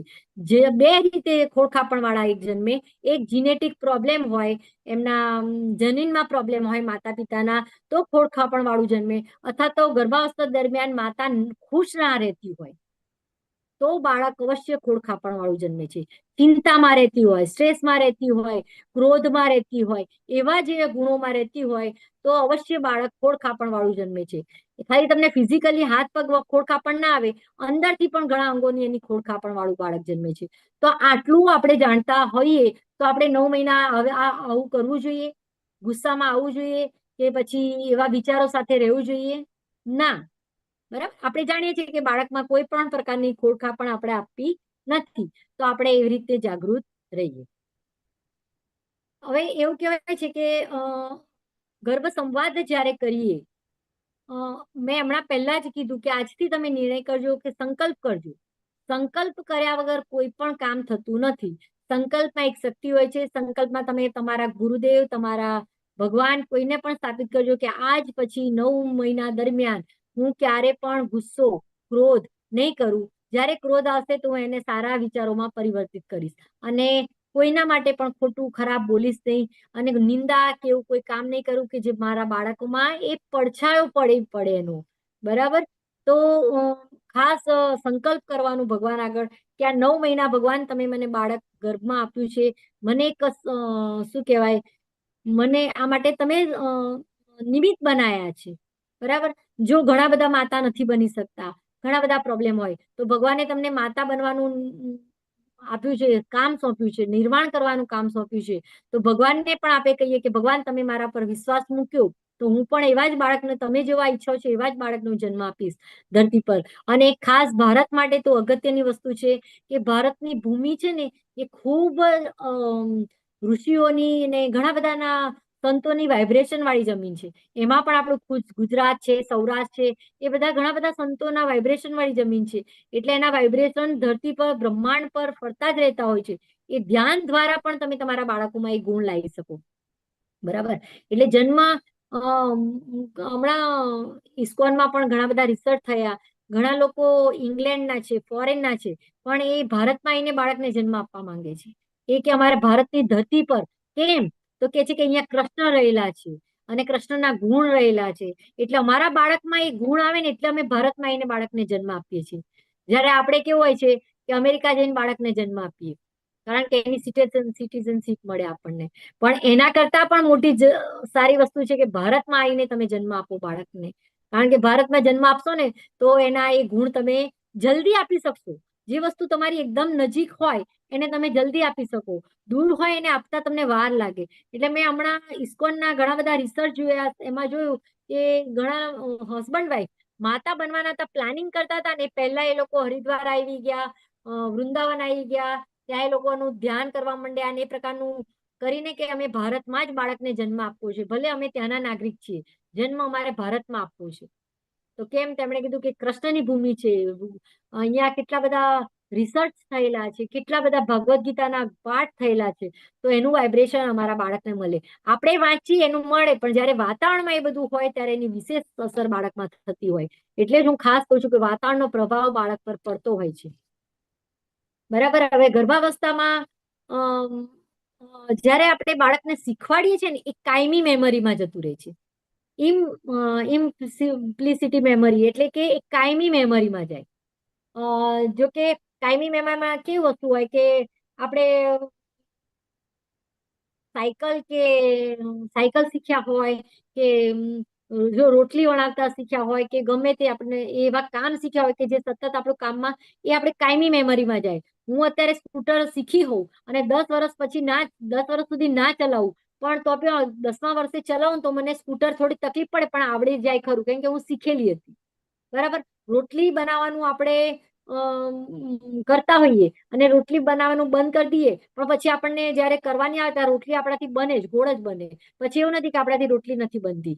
એટલે અમુક જે વસ્તુ છે એ આપણી લોંગ ટાઈમ મેમરીમાં જતી રહે છે. કારણ કે આમાં આપણે જયારે સ્કૂટર શીખ્યા હોય ને એટલે આપણે એકદમ ધ્યાનથી વસ્તુ શીખ્યા હોઈએ. હવે આજે મેં કીધું કે આજે તમે કારેલાનું શાક ખાધું છે, હવે અઠવાડિયા પછી હું તમને આવતા શુક્રવારે પૂછું કે તમે બેન શેનું શાક ખાધું, તો તમે યાદ કરો, કારણ કે એની જરૂર નથી તમને શીખવામાં, યાદ રાખવા માટેની. બરાબર? એટલે એ તમારા લોંગ ટાઈમ મેમરીમાં નથી જતી, એ શોર્ટ ટાઈમ મેમરીમાં જતું રહે. એટલે તમને જલ્દી યાદ ના આવે. એક વિશેષ કરીને તમે એને યાદ કર્યું હોય તો જ તમને યાદ આવે. એટલે ઘણી વસ્તુ એવી છે કે સ્વિમિંગ છે, સાયકલિંગ છે, કે તમે આવી રસોઈની અમુક વસ્તુ બનાવતા હોય, એ બધું તમારી લોંગ ટાઈમ મેમરીમાં જતું રહે. લોંગ ટાઈમ મેમરીમાં જાય ને એટલે તમને કાયમી પ્રકારનું યાદ રહી જાય. બરાબર? તો ગર્ભાવસ્થા દરમિયાન જે બાળકને તમે આપો છો એ બધું જ લોંગ ટાઈમ મેમરીમાં જાય છે. લોંગ ટાઈમ મેમરીમાં જાય છે એટલે એને 30 વર્ષે 35 વર્ષે જયારે ખોલે ત્યારે એ વસ્તુ એને મળે. બરાબર? પછી ગર્ભાવસ્થા દરમિયાન એવું કહેવાય છે કે બાળક એટલું સાંભળવાની પ્રક્રિયા નથી કરતું. તમને એવું લાગે કે અમે ગર્ભ સંવાદ કરીએ છીએ એટલે બેન એવું કે છે તો સાંભળશે. બાળક પ્રતિક્રિયા પણ આપે છે. એનો અર્થ એવું થયું કે બાળક એ સમજીને એનો જવાબ આપે છે. તમે અનુભવજો 5મા મહિના પછી જે અમારી સાથે અત્યારે જે જોડાયેલા છે, ગર્ભ સંવાદ રેગ્યુલર કરતા હોય છે, તેમને તો તરત જ 4થા મહિને પણ ખબર પડી જાય કે બાળક આ વસ્તુ કહેવા માંગે છે. બાળક તમારું તમે ખાધેલા વસ્તુનું ટેસ્ટ તમને કરે ને પછી એ ટેસ્ટનો ઓડકાર પણ તમને ઘણીવાર એવું આવે તો બાળકને એ ટેસ્ટ ગમે છે. બરાબર? એટલે ઘણી બધી વસ્તુ છે કે બાળક ખાલી એ નથી કરતું, પ્રતિક્રિયા પણ આપે છે, સાંભળતું નથી એટલું. બરાબર? એટલે મેં તમને કીધું એને ગ્રાસ્પિંગ પાવર પણ ખૂબ હોય છે. હવે ગર્ભ સંવાદ મેં તમને પહેલા પણ કીધું, સંવાદ એટલે માતાની બાળક સાથેની વાતચીત. પણ કઈ રીતે ટાઈમ ટેબલમાં ગોઠવશો એ પણ હું તમને આગળ બતાવું છું કે તમે દિવસ દરમિયાન કઈ રીતે એને ગોઠવી શકશો. બરાબર? એટલે બાળકના સર્વાંગી વિકાસમાં શું આવે એનું? સામાજિક રીતે પણ એ સશક્ત હોય, આધ્યાત્મિક રીતે સશક્ત હોય, ભાવનાત્મક રીતે હોય, માનસિક રીતે હોય, બૌદ્ધિક રીતે હોય, એ બધું જ ભાવ સંવેદના એનામાં હોય, બધું જ હોય તો એનો સર્વાંગી વિકાસ ફિઝિકલી હોય તો જ એનો સર્વાંગી વિકાસ કહેવાય. તો ગર્ભ સંવાદના ફાયદામાં એક આ જ વસ્તુ છે કે એના સર્વાંગી વિકાસમાં ગર્ભ સંવાદ અગત્યનું પાસું છે. જે બીજું બધું તો હતું દિનચર્યા છે તમારું, એ બધું તો છે જ, આહાર દિનચર્યા એ બધું છે જ, પણ ગર્ભ સંવાદ એક સવિશેષ એમાં મહત્વ છે સર્વાંગી વિકાસ માટે. બરાબર? તો અત્યારે તમે જોયું છે એક ગર્ભ સંવાદથી બાળક માતા સાથે ભાવનાત્મક જોડાણ કરે છે. એટલે એનું ઇમોશનલ બોન્ડિંગ સારું થાય છે બાળકનું, અને બાળક તમારી સાથે ખૂબ સારી રીતે જોડાય છે. અને એ સારી રીતે જોડાય તો જ્યારે મોટું થાય ત્યારે એ કોઈ પ્રકારના તમારાથી દૂર બી જતું નથી. એટલે દૂર મીન્સ ફિઝિકલી તો દૂર હોય પણ તમારી ભાવનાઓ સાથે જોડાયેલું રહે છે બાળક, અને તમારી ભાવનાઓને સમજી પણ શકે છે બાળક. બરાબર? એટલે ગર્ભમાં જ એનું ઇમોશનલી બોન્ડિંગ હોય તો એનું સારું ભાવનાત્મક જોડાણ થાય છે. પછી બાળકમાં નિર્ણય શક્તિ મજબૂત થાય છે, કારણ કે ગર્ભ સંવાદ દ્વારા તમે તમારા પરિવાર દ્વારા જ્યારે કોઈ વસ્તુનો નિર્ણય લેવાનો હોય કે ચલો એક નાની વસ્તુ છે કે આપણે ટીવી, ફ્રીજ કે શું બી લેવાનું હોય કે કોઈ પ્રકારનો નિર્ણય કરવાનો હોય તો હસબન્ડ વાઈફ પણ એકબીજા સાથે વાતચીત કરીને નિર્ણય લે, અને એ નિર્ણય કેમ લીધો એ પણ ભાવ સાથે જણાવે અને બાળકને કે તો બાળકમાં નિર્ણય શક્તિ વધે છે. હા, યસ, આ કરવાથી આ વસ્તુ મળે આપણને, એ એનામાં નિર્ણય શક્તિ અત્યારથી ડેવલપ થઈ શકે. નિર્ણય કરવાની ઘણામાં શક્તિ ઓછી હોય, ઘણા વાર કોઈ વસ્તુ કોઈ નિર્ણય ના કરી શકતું હોય તો એ બાળકને નિર્ણય કરવાની શક્તિ પણ ગર્ભ સંવાદ દ્વારા કરી શકાય છે. બીજું છે કે બાળકમાં જયારે તમે નિયમિત વાતચીત કરો છો, નિયમિત એટલે ગર્ભ સંવાદ માટે 4 કલાક દિવસ દરમિયાન તો ગર્ભ સંવાદ કરવાનો છે સજાગતાપૂર્વક, પણ 4 કલાક તમારે એને ગણીને આલવાના છે. એની સાથે બેસીને શાંતિથી બેસીને 4 કલાક તમારા ગર્ભ સંવાદના રહેવા જોઈએ. તો એ નિયમિત રહેવા જોઈએ. લાઈક છે તમારે એક સ્ટોરીનો સમય છે, એ તમે એક અડધો કલાકની સ્ટોરી એને કહો તો એ સમય તમારે એક નક્કી કરવો પડશે. પછી તમે ધ્યાન કરો છો ગાયત્રી મંત્રનું, એ પણ તમારા 4 કલાકમાં આવી જાય. તો એ પણ તમે નાદ યોગનું ધ્યાન કરો છો, એ પણ તમારા સમયમાં આવી જાય. એ બધાનો સમય નિશ્ચિત કરો. એ જે વસ્તુનો છે એ સમય એ ખાસ નિશ્ચિત કરો. હમણાં પણ મેં ગુરુ માતા આપણા વંદનીય માતાજીનું એક પ્રવચન હતું, એમાં એવું કીધું કે તમે જ્યારે કોઈ વસ્તુ નક્કી કરો તેના માટે સમય નિશ્ચિત કરો તો એ સમય તમને ઉર્જા વધારે મળશે. રોજ તમે એક જ સમય કરશો ને તેની ઉર્જાનું પ્રખરતા વધશે. એવું કહે છે કે ઉપાસના કરવાની હોય ને તો તમારે પણ એ પણ સમય નક્કી કરવો પડે ઉપાસનાની, કે હું રોજ આટલા વાગે, પછી આજે આટલા વાગે કરી, આજે આટલા વાગે કર્યું, આજે આટલા વાગે કર્યું, તો એ તમારી લિંક રહે નહીં. એટલે ઉપાસના એ તો આપણી લાઈફ ટાઈમની ઉપાસના હોય છે, પણ આ ગર્ભાવસ્થા દરમિયાન 9 મહિના પણ તમારે સમય નક્કી કરવાનો રહેશે. તમને તમારી રીતે સમય નક્કી કરવાનો છે કે મને આ સમય સારો મળે છે. હા, કોઈ વખતે તમારા ઘરે કોઈ ગેસ્ટ આવી ગયું હોય કે કોઈ બીજો પ્રોબ્લેમ હોય તો ઠીક છે, ત્યારે બાળકને તમે ખાસ ગર્ભ સંવાદ વાળે કહો કે બેટા આજે આપણા ઘરે મહેમાન આવ્યા છે, કે આપણે અહીંયા બહાર જવાનું થયું છે, આ આપણે પ્રોગ્રામ છે, તો હું આજે અત્યારે વાર્તા નથી કહેતી, કાલ તમને પાછી વાર્તા કહીશ. એને એક ખાસ યાદ રાખવું, બાળકને તું કહીને ક્યારે વાત કરવાની નહીં. બાળક તો આપણે કીધું કે ભગવાનનો અંશ છે, રૂપ છે, આત્મા છે, તો એને માનથી વાત કરો. બાળકને તમે હંમેશા અંદર સન્માન આપશો તો જ એ બાળક તમને સન્માન આપશે. બાળકને હંમેશા સન્માનની લાગણી આપશો ને તો એ સન્માનની લાગણી સામેથી આપશે. પણ તમે સન્માન નહીં આપો તો એ પણ એને તમારી તું કરીને જ વાત કરશે. બરાબર? તો આપણે એનામાં સન્માનની ભાવના જાગે. બરાબર. ગર્ભ સંવાદ દ્વારા તમે સકારાત્મક વિચારો આપી શકો. એટલે એવું કહેવાય છે કે મેં હમણાં એક બે વાક્યો પણ એવા બનાવ્યા કે ઘણીવાર આપણે એવું કહીએ કે વાતાવરણ બહુ ખરાબ છે, બરાબર. તો એ કેવું આવ્યું, નેગેટિવ વાક્ય આવ્યું કે વાતાવરણ ખરાબ છે, ખરાબ છે. એટલે અત્યારે આજે આ સમયમાં વાતાવરણ છે કે વરસાદ છે, તો ગર્ભાવસ્થા દરમિયાન તમે એ શબ્દ બોલી શકો કે વાતાવરણમાં પરિવર્તન આવી ગયું છે, વાતાવરણ ચેન્જ થઈ ગયું છે.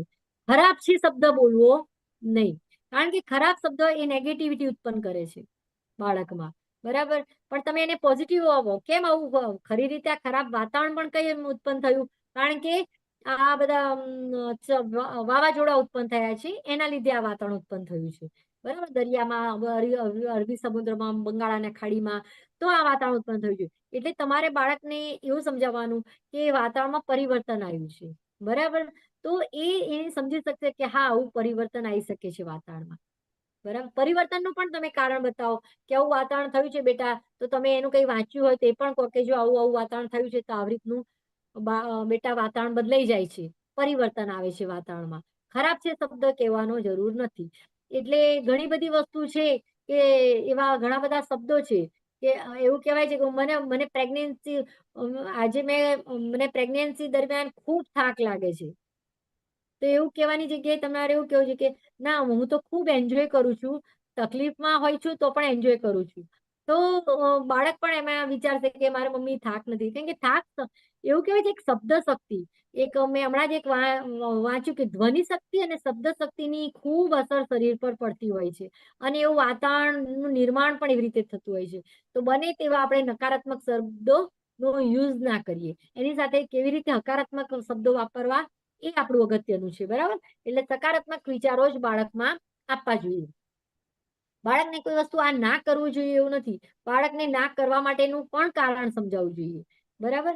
પછી મગજનો વિકાસ સારો થાય છે. મેં તમને કીધું કે ગર્ભ સંવાદ દ્વારા જ બાળકના મગજનો વિકાસ પણ સારો થાય છે. સર્વાંગી વિકાસમાં ગર્ભ સંવાદ જરૂરી છે, બરાબર. કારણ કે આઈક્યુ લેવલ વધારવું હશે તો તમારે એની સાથે પઝલ છે, સુડોકુ છે, કે પછી કોઈ ક્રોસવર્ડ છે, કે કોઈ પણ મેથ્સનું તમારે ગણતરી કરવી પડશે, એ પણ બાળકના સાથેની રાખીને, બરાબર. હવે ગર્ભાવસ્થા દરમિયાન એક વૈજ્ઞાનિકે પણ સંશોધન કર્યું. આ વૈજ્ઞાનિકો તો આપણા ઋષિ મુનિઓ હતા, બરાબર. એમણે જે મેં તમને પહેલા કેમ્બ્રિજ યુનિવર્સિટીનો પણ સિદ્ધાંત આવ્યો એ પણ જણાવ્યું, બરાબર. તો એ તો આપણા વર્ષો પહેલા ઋષિ મુનિએ કીધેલું જ છે. પણ હવે એ સિદ્ધાંત આવ્યો, જેમ કે ન્યૂટનનો સિદ્ધાંત આવ્યો, કે ગુરુત્વાકર્ષણનો નિયમ આવ્યો, એવા સિદ્ધાંતો બહાર પડ્યા, બરાબર.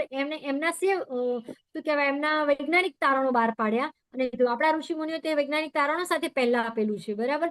તો અત્યારે પણ એક બીજું સંશોધન ફ્રેન્ચ વૈજ્ઞાનિકે કર્યું. જયારે ગર્ભવતી માતાઓનું સંશોધન કર્યું તો કાન માત્ર સાંભળવાનું કામ નથી કરતું, બાળકની કર્ણેન્દ્રિય, કાન બનવાની રચના 3જા મહિનાથી થાય. 3જો મહિનો સ્ટાર્ટ થાય એટલે પહેલા જ એને કર્ણેન્દ્રિય બને, કાનની રચના થાય. તો એ ખાલી સાંભળવાનું કામ નથી કરતું બાળક માટે, એ ગર્ભસ્થ શિશુના મગજના વિકાસ માટે ઉર્જાનું સ્ત્રોત પૂરું પાડે છે. એના દ્વારા બાળકમાં ઉર્જા જાય છે. આ મેં તમને કીધું ને કે નાની નાની વાત બહુ ધ્યાન રાખજો, કે કાન બાળકના બની ગયા છે તો બાળકના કાન ખાલી સાંભળી શકે એવું નથી. એના દ્વારા આ એક રિસર્ચ થયું છે કે ગર્ભસ્થ શિશુના મગજના વિકાસ માટેને જે ઉર્જા પૂરી પાડવી હોય, એનો વિકાસ, કોઈ પણ વસ્તુનો વિકાસ કરવો હોય તો એનામાં ઉર્જા મળવી જોઈએ, તો જ એનો વિકાસ થાય.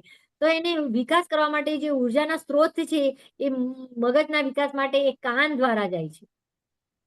કાન જ એક એ છે કે એટલે જ પહેલા કાનેન્દ્રિય બને છે, પહેલા ન્યુરલ્સ બને છે, એમાં મગજનું બંધારણ થાય, પછી એના કાનની રચના થવા માંડે અંગોમાં, અને એ દ્વારા જ મગજના વિકાસ માટે જે ઉર્જા પૂરી પાડે, એટલે આપણે ગરમી કહીએ છીએ ને કે કોઈ પણ વસ્તુને ઉર્જા પૂરી પાડીએ એટલે એને ગરમી કરીએ, એને આપીએ, એને એક પ્રકારનું બળ આપીએ. તો એ બળ એને ક્યાંથી મળે છે? મગજના વિકાસનું બળ એને કાન પરથી મળે છે, બરાબર. એટલે કાન ખાલી સાંભળવાનું કામ નથી કરતા, મગજના વિકાસમાં ઉર્જાના સ્ત્રોત પૂરો પાડે છે.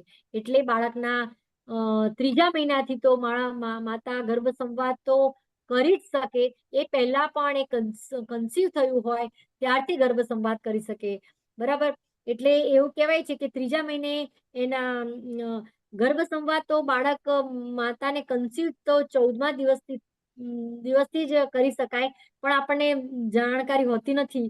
પણ જો આપણને થોડી ઘણી જાણકારી હોય, થયું હોય, તો આપણે એને જ્યારે કન્સીવ થયું હોય ત્યારથી 14મા દિવસથી એને ગર્ભ સંવાદ કરી શકાય, બાળક સાથેનું જોડાણ કરી શકાય. ત્યારથી જ બાળક તમારી સાથે જોડાય છે. કહેવાય છે ને કે આત્મા ઘણી વાર કે છે ને કે હાર્ટબીટ નથી આવતા, ઘણી વાર હાર્ટબીટ નથી આવતા. પણ મારા એક બે રિસર્ચ થયેલું છે કે જ્યારે માતાનું કન્સીવ થયું હોય, એમને થયું છે કન્સીવ, તો એમણે જો બાળક સાથેની વાતચીત ચાલુ કરી હોય તો બાળકના હાર્ટબીટ, કેમ કે બાળક છે ને એ માતાના ધબકારાને જ એક સંગીત માને છે, અને માતાના ધબકારાની સાથે જ એના ધબકારા આરો અવરો હોય. એમ ધ્વનિનું કેવું હોય કે એક ઉપર જાય નીચે જાય, ઉપર જાય નીચે હોય તો જ એનો અવાજ ઉત્પન્ન થાય, બરાબર, હેડ્સ પાવાનું, તો જ અવાજ ઉત્પન્ન થાય. તો માતાના ધબકારા સાથે બાળકના ધબકારા જોડાય છે, અને બાળક એનાથી જાગૃત થાય છે હંમેશા. તમે બહુ જ ફાસ્ટ દોડો એટલે તમે તમને કીધું કે ગુસ્સામાં હોય કે ચિંતામાં હોય એટલે તમારા હાર્ટબીટ અને પલ્સ બદલાઈ જાય, અને એની અસર બાળક પર પડે. એટલે બાળકના પણ પલ્સ બદલાઈ જાય, અને બાળકનું નિર્માણ પલે પલે થતું હોય. આજે એક નાનો આ ચામડીનો કણ બન્યો, કાલે એની વેન્સ બની, કેટલી બધી નાની વસ્તુ બનતી હોય ત્યારે એનામાં એ અડચણ આવી જાય બનવામાં. એટલે આપણે ઘણી કરીએ એટલે કહીએ છીએ ને કે બહુ જ એમાં માતા રહેતા હોય તો ખોડ ખાપણ વાળું બાળક આવવાનું કારણે પણ હોઈ શકે છે. 3જા મહિના પછી કણેન્દ્રી બને છે. 6 મહિનામાં 3 મહિના હોય છે તો બને જ છે. તમારે ગર્ભ સંવાદ કરી શકાય, આમ તો 14મા દિવસથી કરી શકાય. પછી 6 મહિને માતાના ભાવનાત્મક કેન્દ્રો બને. બાળકના બાળક તમારી પ્રેગ્નન્સીનો 6થો મહિનો હોય એટલે ભાવનાત્મક કેન્દ્રો બને. એટલે તમારી પૂરેપૂરી ભાવનાત્મક, તમે કોઈના માટે જે પણ ભાવ રાખ્યો હોય અને જે ભાવથી તમે બોલતા હોય એ ભાવ પણ બાળક શીખી જાય છે, બરાબર.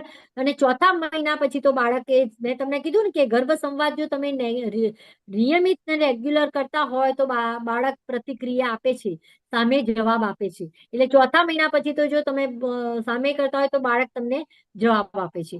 અને 6થા મહિને ભાવનાત્મક કેન્દ્રો બને એટલે એનો પ્યાર, ખુશી, દર્દ, બધાના દુઃખ, બધાની અહેસાસ એને થતી હોય, બરાબર.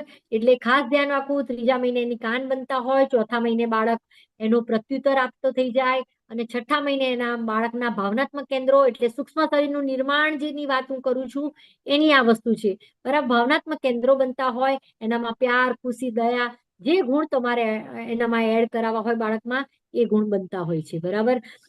દરરોજ એટલે પછી ગર્ભ સંવાદ પણ એક બે વસ્તુ એવી રાખો કે એના માટે ચોક્કસ સ્થાન પણ નક્કી કરો. મેં સમયનું તમને કીધું ને એની સાથે સ્થાન પણ બહુ અગત્યનું છે. ધારો કે તમે નાદ યોગ સાંભળો છો, સંગીતમય, બરાબર. તો આમ તો શાંતિકુંજમાં 6:30 નો ટાઈમ હોય છે. તમારે જે પણ આગળ પાછળ સમય થતો હોય તો તમારી પાસે કોઈ ગાર્ડન હોય કે કોઈ બાલ્કની હોય કે કોઈ જગ્યા હોય, એ જગ્યાએ બેસીને સાંભળો. કારણ કે જે જગ્યાએ તમે બેઠા છો ને એ જગ્યાનું વાતાવરણ તમને એકદમ સુટેબલ થઈ ગયું હોય, અને એટલે તમને ધ્યાન થવામાં પ્રોબ્લેમ બને નહીં. કારણ કે તમે કોઈ બીજી જગ્યાએ બેસો ને એટલે પાછું આજુબાજુ કોઈ બીજા અવાજ આવતા હોય કે કોઈ થતું હોય એટલે તમે ડિસ્ટર્બ થાઓ. તમને જગ્યા પણ થોડુંક આમ અનકમ્ફર્ટેબલ લાગતી હોય ઘણી વાર. પણ તમે એક જ જગ્યાએ બેસીને કરશો ને તો તમને જગ્યા એકદમ કમ્ફર્ટેબલ થઈ જાય છે.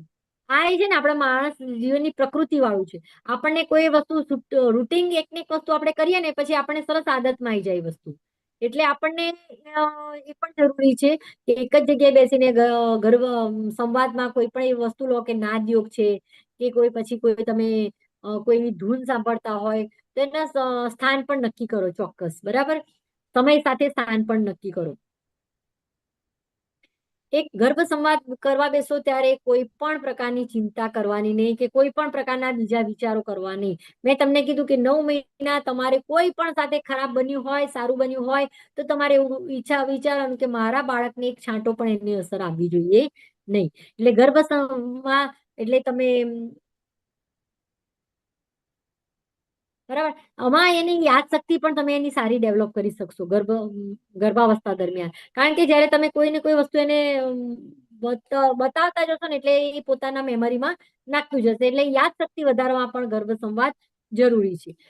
એટલે મેં તમને કીધું ને કે 4 કલાક ઓછામાં ઓછા પાડો. હવે ગર્ભ સંવાદની રીત તમને થોડી સામાન્ય બતાવી દઉં. આપણા ગુરુદેવે પણ આ જ વાત કરેલી છે, ગર્ભ સંવાદની રીત એટલે કે વાણીની રીત. બેઠડી વાણી, આપણા ગુરુદેવ કાયમ કહે છે કે બૈખરી વાણી એટલે વાતચીત વાણી. હું અત્યારે તમારી સાથે વાતચીત કરું છું એટલે શબ્દો દ્વારા વાતચીત કરું છું, બરાબર? તો તમે શબ્દો સાંભળો છો, શબ્દોને સમજો છો. હું જે શબ્દ બોલી એ તમે ભાવ પણ જાણો છો. એ બૈખરી વાણી થઈ. એ દ્વારા તમે બાળક સાથે વાતચીત કરી શકો શબ્દો દ્વારા, બરાબર? બીજી આવે મધ્યમા વાણી, બોડી લેંગ્વેજ થી. એટલે કે ઘણીવાર તમે ક્રિએટિવિટી કંઈક કરીને તમે કોઈ વસ્તુ બનાવો છો તો પણ તમારો હાથ જ્યાં ચાલે છે, તમે જેને ચિત્ર દોરો છો, તમારું હાથ કઈ રીતે ચાલે છે, અથવા તો સામે કોઈ વ્યક્તિ ગુસ્સામાં છે તેની બોડી લેંગ્વેજ તમે કઈ રીતે સમજી શકો છો, એ બોડી લેંગ્વેજ થી પણ બાળક સાથે ગર્ભ સંવાદ કરી શકાય, બરાબર? એટલે બોડી લેંગ્વેજ પણ બહુ જ ગર્ભ સંવાદ માટે એક સાધન છે. વાતચીત કરવી પણ એક સાધન છે. ગર્ભ સંવાદ કરવાનું બોડી લેંગ્વેજ એટલે કે આપણે એને હાથ દ્વારા કશું કામ કરીને બતાવતા હોઈએ બાળકને, કે પછી આપણે કંઈક ચિત્ર દોરીને બતાવતા હોઈએ, અથવા તો કોઈ પણ બોડી લેંગ્વેજ થી તમે એને સમજાવી શકો છો. ત્રીજું આવે છે પસંતી વાણી એટલે ટેલિપથી. એ આવે વિચારોથી. મેં ના કીધું એક વિચાર તમને એવો આવી જાય તો એ બાળકના એ વિચારમાં મૂળ નખાઈ જાય છે. એટલે વિચારો ના આવે એના માટે તમારે સતર્કતા, જાગૃતતા રહેવી જોઈએ. એક સારા વિચારો બાળકમાં નાખવા જોઈએ. એટલે ટેલિપથી. અત્યારે હું વિચારું કે મારે આમ કરવું છે, આ છે પ્લાનિંગ બનાવું, તો એ પ્લાનિંગ સાથે બાળકને પણ ચાલવાનું કહો, બરાબર? એટલે વિચાર દ્વારા એમાં બી જયારે કોઈ નવો વિચાર જાગૃત થાય તમારા મગજમાં તો પણ એ બાળકને કહો કે આવો મને નવો વિચાર આવ્યો છે, કે કોઈ પણ વસ્તુનો ફેરફાર કરવાનો હોય એનો પણ તમને વિચાર આવ્યો હોય કે તો એ પણ બાળકને વાત કરો. એટલે વિચારો દ્વારા પણ તમે બાળકને ગર્ભ સંવાદ કરી શકો છો. જો તમે જેની સાથે વધારે જોડાયેલા હોય, કે તમે હસબન્ડ વાઈફ ખાસ જોડાયેલા હોય, તો તમને ઘણીવાર એક વિચાર આવતો હોય ને તમારા હસબન્ડને પણ વિચાર આવે કે આમ કરવું છે, આમ કરવું છે. ઘણીવાર હસબન્ડને વિચાર આવતો હોય ને એ જ વિચાર આપણને પણ આવે. એ ટેલિપથી છે, બરાબર? એટલે વિચારોની પણ આપલે થતી હોય છે. એટલે વિચારો એવું કહેવાય છે કે વિચારો એક ટેલિપથી દ્વારા તમે બીજામાં એ વિચારો લાવી શકો છો. તો વિચારો દ્વારા પણ તમે બાળક સાથે ગર્ભ સંવાદ કરી શકો છો. અને પરાવાણી એટલે ધ્યાન દ્વારા, બરાબર? સોલ કોન્સેપ્ટ એટલે ધ્યાન દ્વારા. એટલે મેં ધ્યાન કીધું કે કોઈ પણ વસ્તુનું ધ્યાન દ્વારા પણ બાળક સાથે વાતચીત કરી શકો છો. એટલે તમારે ગર્ભ સંવાદની રીત તમે આવે તો શબ્દોથી કરી શકાય, પછી બોડી લેંગ્વેજ થી કરી શકાય, તમારા ભાવથી, બોડી લેંગ્વેજ થી, કે તમે પણ કોઈના સામે અમે પણ એવી ઘણી બધી એક્ટિવિટી કરાવતા હોય છે કે હાથથી બતાવીને લખવાનું, પછી એને ચિત્ર બતાવવાનું અને સામેવાળા બોલે એવી અમે ઘણી બધી એક્ટિવિટી પણ કરાવતા હોઈએ છીએ એક બોડી લેંગ્વેજની, બરાબર? કોઈના પીઠ પર આપણે લખ્યું હોય કે પછી આપણે આકારથી બતાવ્યું હોય કે આ શું છે, આ શું છે, પછી આપણે એને એ કરીને બતાવ્યું હોય તો એ બોડી લેંગ્વેજ થી પણ બાળકને તમે સમજાવી શકો છો, બરાબર? એટલે 4 રીતે તમે ગર્ભ સંવાદ કરી શકો છો બાળક સાથેનું. પછી ગર્ભ સંવાદના પ્રકાર હોય છે. કઈ કઈ રીતે વાતચીત કરાય? એટલે મેં કીધું કે તમે વાતચીત દ્વારા, બરાબર? પહેલા આપણે પસંતી વાણી એટલે કે વાતચીત દ્વારા. એટલે માં બાળક સાથેનું વ્યક્તિગત સંવાદ, માં દરેક શબ્દ બોલે ને તો માતા ધ્યાન રાખે, કારણ કે વ્યક્તિગત સંવાદ થતો હોય છે બાળક સાથેનો વાતચીતનો. એ માટે પ્રેમથી વાત કરવી. મેં તમને પહેલા કીધું ને કે માનથી વાત કરવી, પ્રેમથી વાત કરવી. એટલે વ્યક્તિગત સાથે ક્યારે પણ કોઈની સાથે બાળક સાથેનું વ્યક્તિગત સાથેનો સંવાદ થતો હોય ત્યારે એને પ્રેમથી વાત કરવી. અને નાના નાના નિર્ણયો માટે પણ એને સામેલ કરવા. કોઈ પણ નાની વાતથી કે આજે ચલો પપ્પા ઓફિસથી બેટા લેટ આવ્યા છે, એ મારા ઘણા બધા એવા અનુભવ બી છે. એક અમારા બેન હતા, એ 4-5 વાગે, એમના હસબન્ડ રોજ 5 વાગે ઓફિસથી આવી જાય અને આવે પછી બાળકને હેલો હાય કરે એમ. એટલે ખુશ થઈ જાય બાળક કે મારા પપ્પા આવ્યા, મને યાદ કર્યું એમ. એટલે એ વખતે એક કારણસર એ ભાઈને બહાર જવાનું થયું અને આવી ના શક્યા તો બાળક ખૂબ હલવા માંડ્યું. 4 વાગ્યા, 5 વાગ્યા, એ બાળકનું હલનચલન વધી ગયું. એના મમ્મી ગર્ભ સંવાદ તો કરતા હતા જ વારે ઘડીએ, એટલે એને બતાવ્યું બાળકને અને એના પપ્પાએ ફોન દ્વારા કીધું કે આજે હું બહાર છું અને બેટા આવી શકવાનું નથી. એ મેં તમને કીધું ને વિચારોની આપલે પણ થાય, બરાબર? આવી શકવાનો પણ ક્યારે આપલે થાય? તમે એને ટેવ પાડી હોય તો, તમે એને સંસ્કારમાં તમે રૂટીન 9 મહિના કર્યું હોય તો. પછી છેલ્લે દિવસ આપણે કહીએ કે હવે બાળક કરતું નથી, એવું નથી. તમે એને મૂળ કરવા જ પડે તમારે ચાલુ સંવાદના. તો પછી બાળકે એને તરત જ કીધું અને એના પપ્પાએ કીધું તો તરત બાળક માની પણ ગયું કે હા. એની મમ્મી કીધું પપ્પા 4 દિવસ પછી બેટા આવવાના છે અને આવશે એટલે તને પાછું એ જ રૂટીન કરશે. તો બાળક સમજી ગયું. બરાબર. એટલે જયારે ચોથા દિવસે જયારે બાળકની આવીને એને 4 દિવસ તમે વિચારો એ ગણતરી પણ બાળકને ખબર પડે છે. ચોથા દિવસે 5 વાગે સાંજના બેલ વાગ્યો તેને એ પણ આમ હલી ગયું કે મારા પપ્પા આવી ગયા. જાગૃત થઈ ગયું બાળક, મારા પપ્પા આવ્યા. કારણ કે એક આત્મા છે એને બધી જ ખબર પડે છે. ગમે એના પપ્પા બસમાં બેઠા હોય ને તો પણ એને દૂરથી ખબર પડે કે હવે મારા પપ્પા આવે છે. કેમ કે આત્મા છે અને આત્માની તે દરેક વસ્તુની ખબર પડે. બરાબર.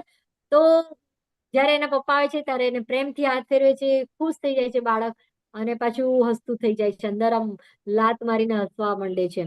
એટલે બાળક ઘણા બધા આપણે વિડીયો જોયા હશે કે અંદર બાળક હસતા હોય છે. બરાબર. જેટલું બાળકને હસતું અંદર રાખશો એનું ડેવલપ સારું થતું હોય છે. પછી એટલે કે નિર્ણય માટેનું પણ બહુ અગત્યનું છે. તમે નાના નાના નિર્ણય કરો, હસબન્ડ વાઈફ કરતા હોય તો બાળકને એને સામેલ કરવાની ટેવ પાડો અને નિર્ણયનું પરિણામ શું આવશે એ પણ બાળકને જણાવો. એટલે નિર્ણય શક્તિ વધી શકશે. બીજું આવે છે સ્વાધ્યાય દ્વારા. સ્વાધ્યાય એટલે વાંચન, અધ્યયન. પોતાની જાતેનું કોઈ પણ સારું વાંચનની ટેવ પાડો. આજે કોઈ વાંચન માટે હું ખાસ કહું છું કે કોઈની પણ બાયોગ્રાફી વાંચો 9 મહિના દરમિયાન. આત્મકથા કોઈની પણ વાંચવાની ટેવ પાડો. કારણ કે કોઈ પણ સફળ વ્યક્તિ થયું હોય એનેમાં ઘણી બધી નિષ્ફળતા આવી હોય અને નિષ્ફળતામાં નાસીપાસ થયા વગર રસ્તો કાઢ્યો હોય એટલે જે આજે સફળતાની ટોચ પર હોય. તો બાળકમાં પણ એ ગુણ આવે. એટલે બને ત્યાં સુધી તમે એક બાયોગ્રાફી કોઈની એક તો શું જેટલી બાયોગ્રાફી વંચાય એટલી વાંચવી જોઈએ. પણ એક તો વાંચવી જોઈએ. ગુરુદેવની પણ તમે વાંચી શકો. ગુરુદેવે હિમાલય પર કઈ રીતે ગયા, શું કર્યું, એમણે કઈ રીતે આટલો મોટો પરિવાર ઉભો કર્યો. ઘણી બધી વસ્તુ છે બાળકને તમે આપી શકો. બરાબર. એટલે તમારી પાસે હું તો કહું ને 9 મહિના પણ સમય ઓછો પડે જો તમે પદ્ધતિ પર કરતા હોય તો બાળકને આપવા માટે. એટલે હવે જેટલો સમય છે એટલો ધ્યાન રાખીને કરો તમારી પાસે. બરાબર. તો બાયોગ્રાફીની કોઈનું પણ વાંચન કરો અને વાંચન કરીને જે તમને સારા શબ્દો રાખ્યા હોય ને એને ડાર્ક પેન્સિલ થી હેડલાઇન કરો એને કે આ વસ્તુ બાળકમાં ખાસ જવી જોઈએ. તો એ વસ્તુ તમે ચિંતન કરો એ તો બાળકમાં ઉતરી જશે એ વસ્તુ. બરાબર. બીજું છે એટલે મેં તમને કીધું ને કે વાંચવા ખાતર વાંચવાનું નથી, એને ધ્યાનથી વાંચવું જોઈએ. અને સારા પુસ્તકોનું વાંચન દ્વારા બાળકને એનું ગુણ આપી શકાય. બરાબર. એનું પણ એક રિસર્ચ થયું છે કે જો 20 મિનિટ રોજ વાંચન કરવામાં આવે, 20 મિનિટ ડેલી વાંચન કરવામાં આવે તો 1 વર્ષના અંતમાં 18 લાખ શબ્દોના સંપર્કમાં તમે આવો છો અને એની ભાષામાં શૈલી સુધરે છે તેથી બાળકને. હવે તમને મેં કીધું કે રોજ પ્રેગ્નન્સી દરમિયાન બાળક 5000 વર્ડ્સ રોજ શીખે છે. પ્રેગ્નન્સી દરમિયાન રોજ બાળક 5000 વર્ડ શીખે છે.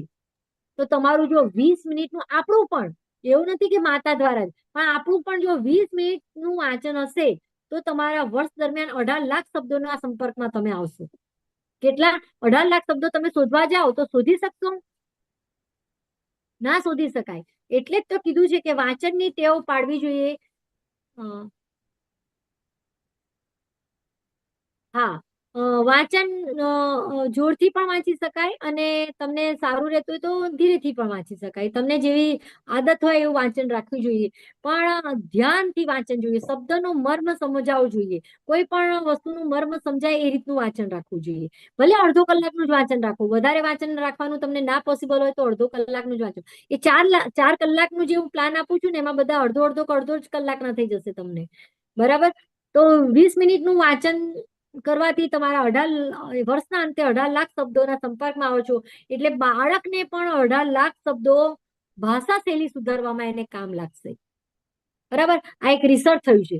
પછી વાંચનથી તો તમારી એકાગ્રતા વધે છે એ પણ ઘણું છે. વાંચન થી તણાવ ઘટે છે. વિઝ્યુલાઇઝ સારું થાય છે. તમને શું એ કલ્પના શક્તિ હોય. વાંચીએ એટલે શબ્દો આપણને યાદ આવે ને એની કઈ કલ્પના યાદ આવે આપણે. બરાબર. એટલે યાદ શક્તિ વધે અને શું કહેવાય ઊંઘ બી સારી આવશે. તમે વાંચનની ટેવ પાડશો ને તો તમને ઊંઘ પણ આવે. બને તો સાંજના સ્વાધ્યાયમાં કોઈ પણ વસ્તુનું વાંચન રાખો તેનાથી તમને ઊંઘ સારી આવશે. કેમ કે એનું પણ સાયન્ટિફિક છે. કેમ કે વાંચનના જેટલા પોઝિટિવ સારા શબ્દો તમારા મગજમાં ગયા હોય તો મગજને ખોરાક મળે છે અને એ ખોરાકથી મગજ શું કહેવાય રોટેટ થાય છે, પોતાના કામમાં આગળ ચાલે છે, અને એના કામમાં આગળ ચાલે છે એટલે તમને આરામ મળે છે, ઊંઘ આવે છે. બરાબર. એટલે એ સ્વાધ્યાય દ્વારા પણ તમે બાળક સાથે ગર્ભ સંવાદ કરી શકો, પ્રેરણાદાયક કહાની દ્વારા. એના માટે પણ સમય ચોક્કસ કાઢવાનો છે. બરાબર. વાર્તા દ્વારા તમે બાળકને, આપણી પાસે હવે કેટલો સમય છે? 15 મિનિટ. ઓકે, હા, ચલો 15 મિનિટમાં થઈ જશે. બરાબર. વાર્તા દ્વારા તમે બાળકમાં એ ગુણો, નૈતિક ગુણોનું નિરૂપણ કરવાનું હોય, જે પણ નૈતિક ગુણો, દયા, કરુણા, પ્રેમ, લાગણી, ક્ષમા, ઉદાર, એ બધાના ગુણો. પંચતંત્રની વાર્તાઓ, ગુરુદેવની ઘણી બધી વાર્તાઓ છે, અને આપણા બાળ વાર્તાઓનું છે, ઘણી બધી વાર્તાઓ આપણામાં છે ભંડારમાં, એવી જેમાંથી એને કઈ ગુણ મળે એવા ગુણો દ્વારા તમે એનામાં નિરૂપણ કરી શકો વાર્તા દ્વારા. બરાબર. ગુણો કહાની વાળી હોવી, કહાની, ગુણોમાં કહાની હોવી, કહાની જે આપો એનામાં ગુણ હોવા જોઈએ. બરાબર. દાખલે તરીકે જીજાબાઈ ભણેલા નતા, પણ દેશભક્તિની વાર્તા સંભળાઈ તો બાળકમાં એને દેશભક્તિનો ગુણ આવ્યો. આમાં ભણતર ભણેલા હોય તો બહુ સારી વસ્તુ છે, પણ એવું નથી કે ભણેલા હોય એ જ બાળકને જ્ઞાન આપી શકે. એના પણ મારી પાસે ઘણા બધા ઉદાહરણ છે કે અભણ માતાઓએ પણ બાળકને કલેક્ટર બનાવેલો છે. બરાબર. પોતાની એકાગ્રતાથી, કામથી બાળકને એવા ગુણો ડેવલપ કરીને એને એકાગ્રતા કરીને બનાવ્યું છે. પછી 21 દિવસ સતત કરતા રહેશો બાળક સાથેની વાતચીત. બરાબર. એટલે મેં તમને કીધું ને કે કોઈ પણ કામ 21 દિવસ કરવામાં આવે તો તમને પછી એ તમને બાળક પણ સાંભળવા માટે જાગૃત થઈ જશે. એટલે 21 દિવસ તમે આ પ્રયોગ કરી જોજો. આજથી 21 દિવસ સુધી રોજ વાર્તા તમને એક જ સમય કરશો તો બાળક એની જાતે જ તમને એ સમયે તમને જાગૃત કરશે. ચોથો હોય છે કે સત્સંગ અને પ્રવચન દ્વારા. આ પણ એક બહુ અગત્યનું છે. ગર્ભાવસ્થા દરમિયાન ક્યાંય પ્રજ્ઞા પુરાણની કથા બેઠી હોય, ભાગવતની કથા બેઠી હોય, કે કોઈ પણ ભાગવત રામાયણની હોય કથા, કોઈ પણ જો હોય તમારી આજુબાજુ, જો ઓનલાઈન એક ફેસિલિટી છે, બહુ સારી વસ્તુ છે. બરાબર. પણ ઓફલાઈન હોવું એટલે કે પ્રત્યક્ષ બેસીને સાંભળવું એ ખૂબ મહત્વની વાત છે. ઓનલાઈન તો અત્યારે આધુનિક જમાનામાં આપણને જરૂરી છે કે આપણે આ બધું સગવડતા પ્રમાણે આપણને પૂરું પાડી શકે છે, એ પણ એક સારી વસ્તુ છે. પણ જેટલી ઓફલાઈન કે જ્યાં પ્રત્યેક તમે બેસીને સાંભળો છો તો એ બધાના વાઇબ્રેશન તમને ત્યાં મળતા રહે છે, અને બાળક પણ એન્જોય કરતું રહે છે. એટલે બને ગર્ભાવસ્થા દરમિયાન કોઈનું સારું પ્રવચન સાંભળવાનો ટાઈમ મળે, કોઈ સ્વામિનારાયણ હોય તો કોઈ સંતનું પ્રવચન સાંભળવાનો સમય મળે તો ખાસ સમય કાઢવો.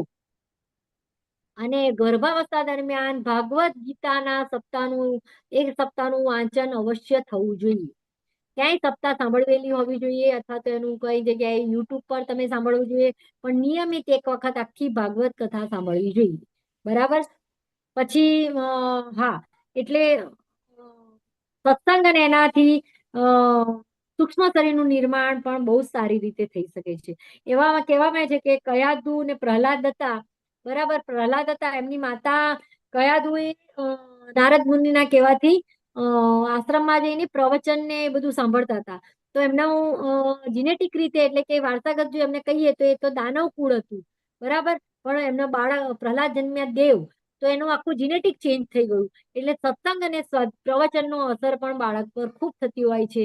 બને તો જ્યાં તમારે આજુબાજુ ક્યાંય પણ 9 મહિના દરમિયાન ક્યાંય પણ આવું સત્સંગ કે હોય તો ત્યાં અવશ્ય સમય ફાળવવું. પછી આ જે સંગીત દ્વારા, સંગીત તો એવું કહેવાય છે કે જો સારું સંગીત સાંભળવામાં આવે તો આપણા સારા હોર્મોન્સ ક્રિએટ થાય છે. કોઈ પણ મનગમતું સારું સંગીત સાંભળવામાં આવે તો તમારામાં, સંગીત એક દવાનું કામ કરતું હોય છે. જ્યારે ઘણા બધા એવા રિસર્ચ થયા છે કે કોઈ બીમાર વ્યક્તિ હોય તેની સામે સારા હોર્સ પાવરનું સંગીત વગાડવામાં આવે તો એની બીમારી ધીરે ધીરે દૂર થતી હોય છે, કારણ કે એના શરીરમાં એવા પ્રકારના હોર્મોન્સ ક્રિએટ થતા હોય, એટલે એને બીમારી દૂર કરવામાં મદદરૂપ થાય છે. એટલે સંગીત માટે કોઈ સમય જુદો કાઢવાની જરૂર નથી. આના માટે તો તમે હરતા ફરતા ક્યારેક તમારા કોઈ ભજન વગાડ્યું હોય કે કોઈ ચાલીસા વાગતા હોય, ગમે તે તમે છે એ તમારા કામ કરતા કરતા પણ તમે સંગીત માણી શકો છો. હા, અને બીજું છે કે જો તમને પોતાને લેખનની, એટલે ભલે આપણે બધા કોઈ કવિ કે લેખકો નથી, પણ આપણા શબ્દો ભેગા કરીને બાળક માટે એક નાની લોરી બનાવો.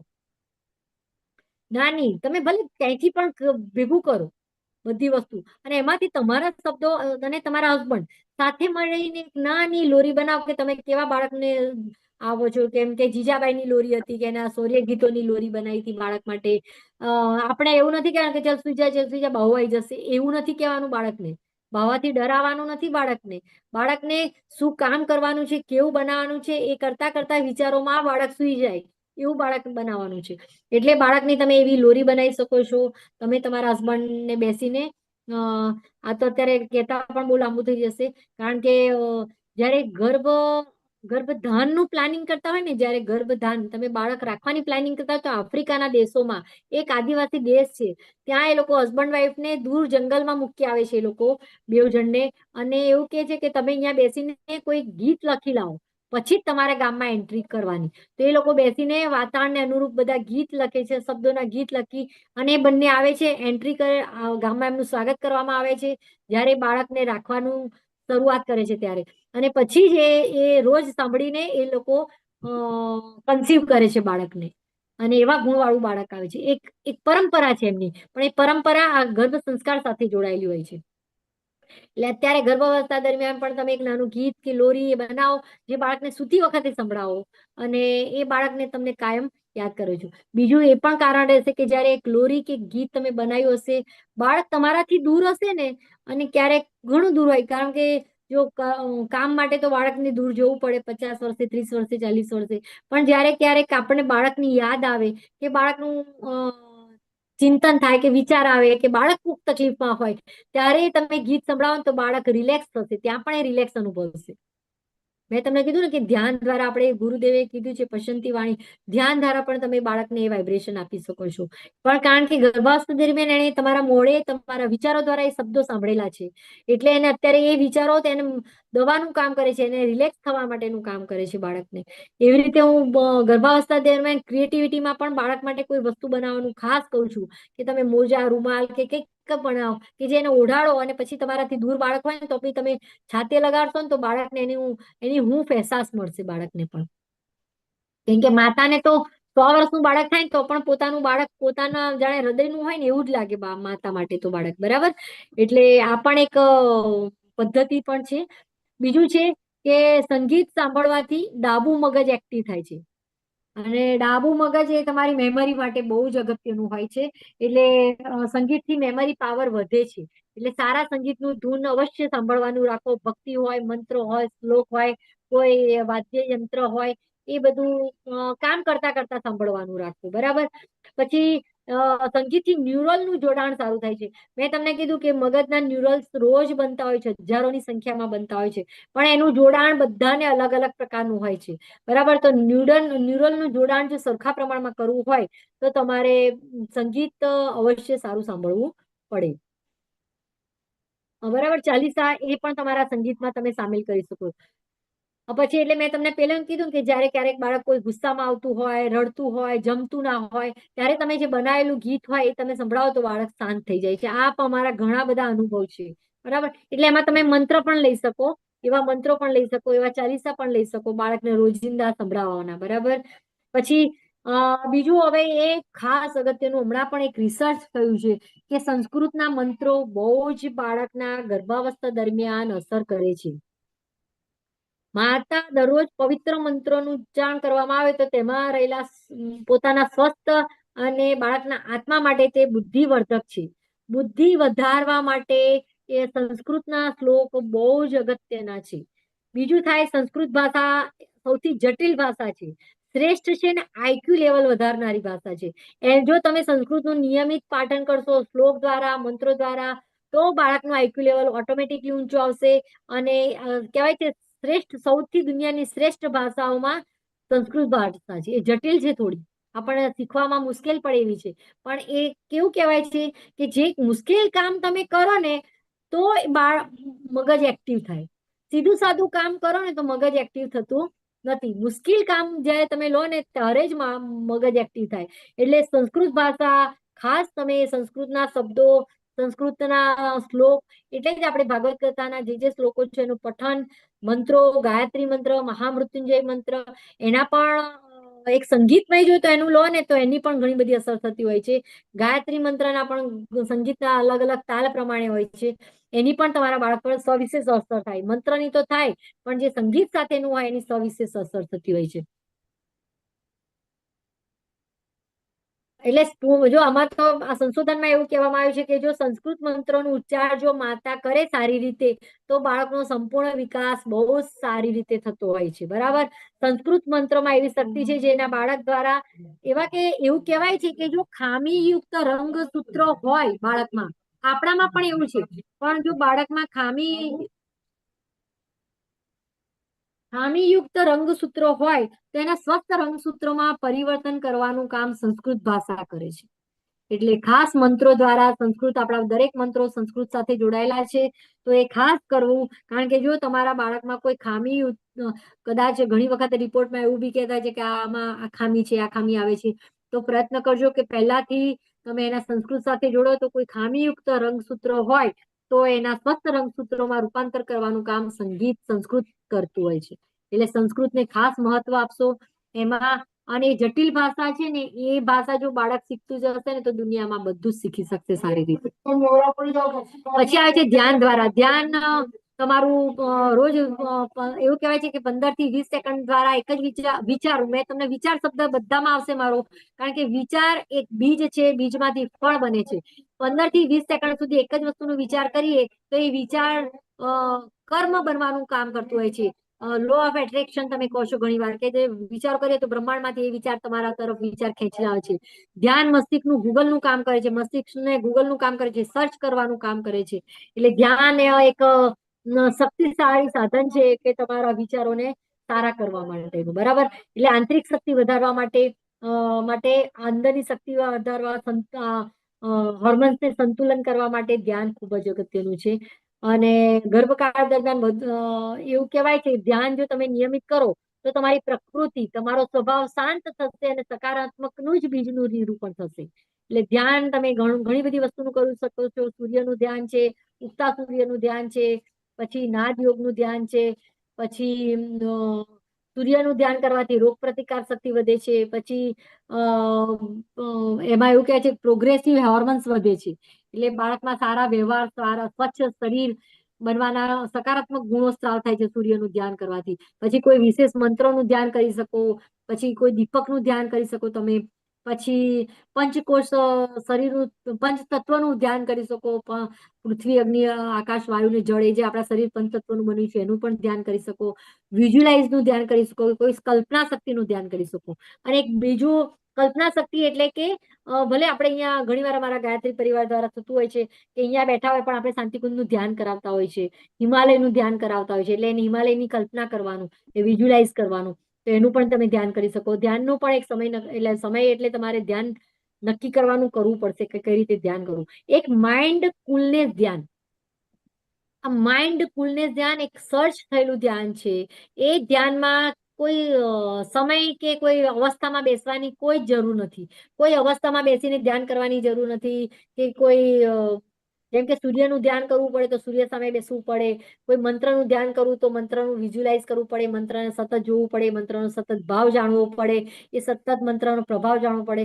પણ બાળક પર ખૂબ સારી અસર પડતી હોય છે. પણ માઇન્ડ ફૂલનેસ ધ્યાન એક એવું ધ્યાન છે એ ફૂલ ટાઈમ તમે ધ્યાન કરી શકો. લાઈક કે તમે જમવા બેઠા છો તો જમવા બેસતા વખતે ટીવી તરફ ના જોતા જમવાના અનાજ પર તમારું ધ્યાન હોવું જોઈએ કે આ રોટલી છે, આ શાક છે, આ દાળ છે, રોટલી કેવી નરમ છે, ભાત કેટલા સરસ છે. એ જે તમે જમો છો એનો સ્વાદ સંપૂર્ણ લેવો એક પ્રકારનું ધ્યાન છે. એટલે મેં ના કીધું કે હળતા ફરતા દરેક વખતે આ ધ્યાન કરી શકો છો. પાણીનું ધ્યાન એટલે કે તમે પાણી પીતા હોય તો પાણીમાં જુઓ કે ગ્લાસમાં એ સમય જાય છે, જે વસ્તુમાં મુકાય એમાં સમય જાય છે. એ પીતા પીતા પણ તમે ધ્યાન કરો પાણીનું, કે પાણી આપણા શરીરમાં કેવી રીતે અસર કરતી હોય છે. બરાબર.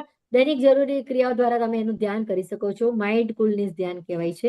પછી એટલે કે મનને વર્તમાનમાં રાખીને ધ્યાન કરવું. બરાબર. મનને વર્તમાનમાં એટલે કે તમે જે પરિસ્થિતિમાં છો એ પરિસ્થિતિમાં રાખીને ધ્યાન કરવાનું માઇન્ડ કુલનેસ ધ્યાન કહેવાય છે. આ ધ્યાનથી માનસિક સ્વસ્થતામાં વધારો થાય છે અને પ્રસૂતિમાં ઉપયોગી છે. એ પણ બહુ લાંબી પ્રોસેસ છે, હું બતાવું તો. કેમ કે તમારું નોર્મલ ડિલિવરી થવા માટે આ જો તમે પ્રેઝન્ટ ધ્યાન કહેવાય કે વર્તમાન પરિસ્થિતિનું ધ્યાન, જે વર્તમાન પરિસ્થિતિમાં એટલે કે તમે જો ધાબા ઉપર ગયા હોય તો કોઈ દૂર ચકલીનો અવાજ આવતો હોય તેને પણ તમે ધ્યાન કરી શકો. કોઈ પાંદડાનો અવાજ આવતો હોય તો પાંદડાના અવાજ સાંભળી શકો કે પાંદડાના અવાજમાં કયો અવાજ સંભળાય છે, કઈ તીક્ષ્ણતા સંભળાય છે. એ માઇલ્ડ કુલનેસ ધ્યાન છે.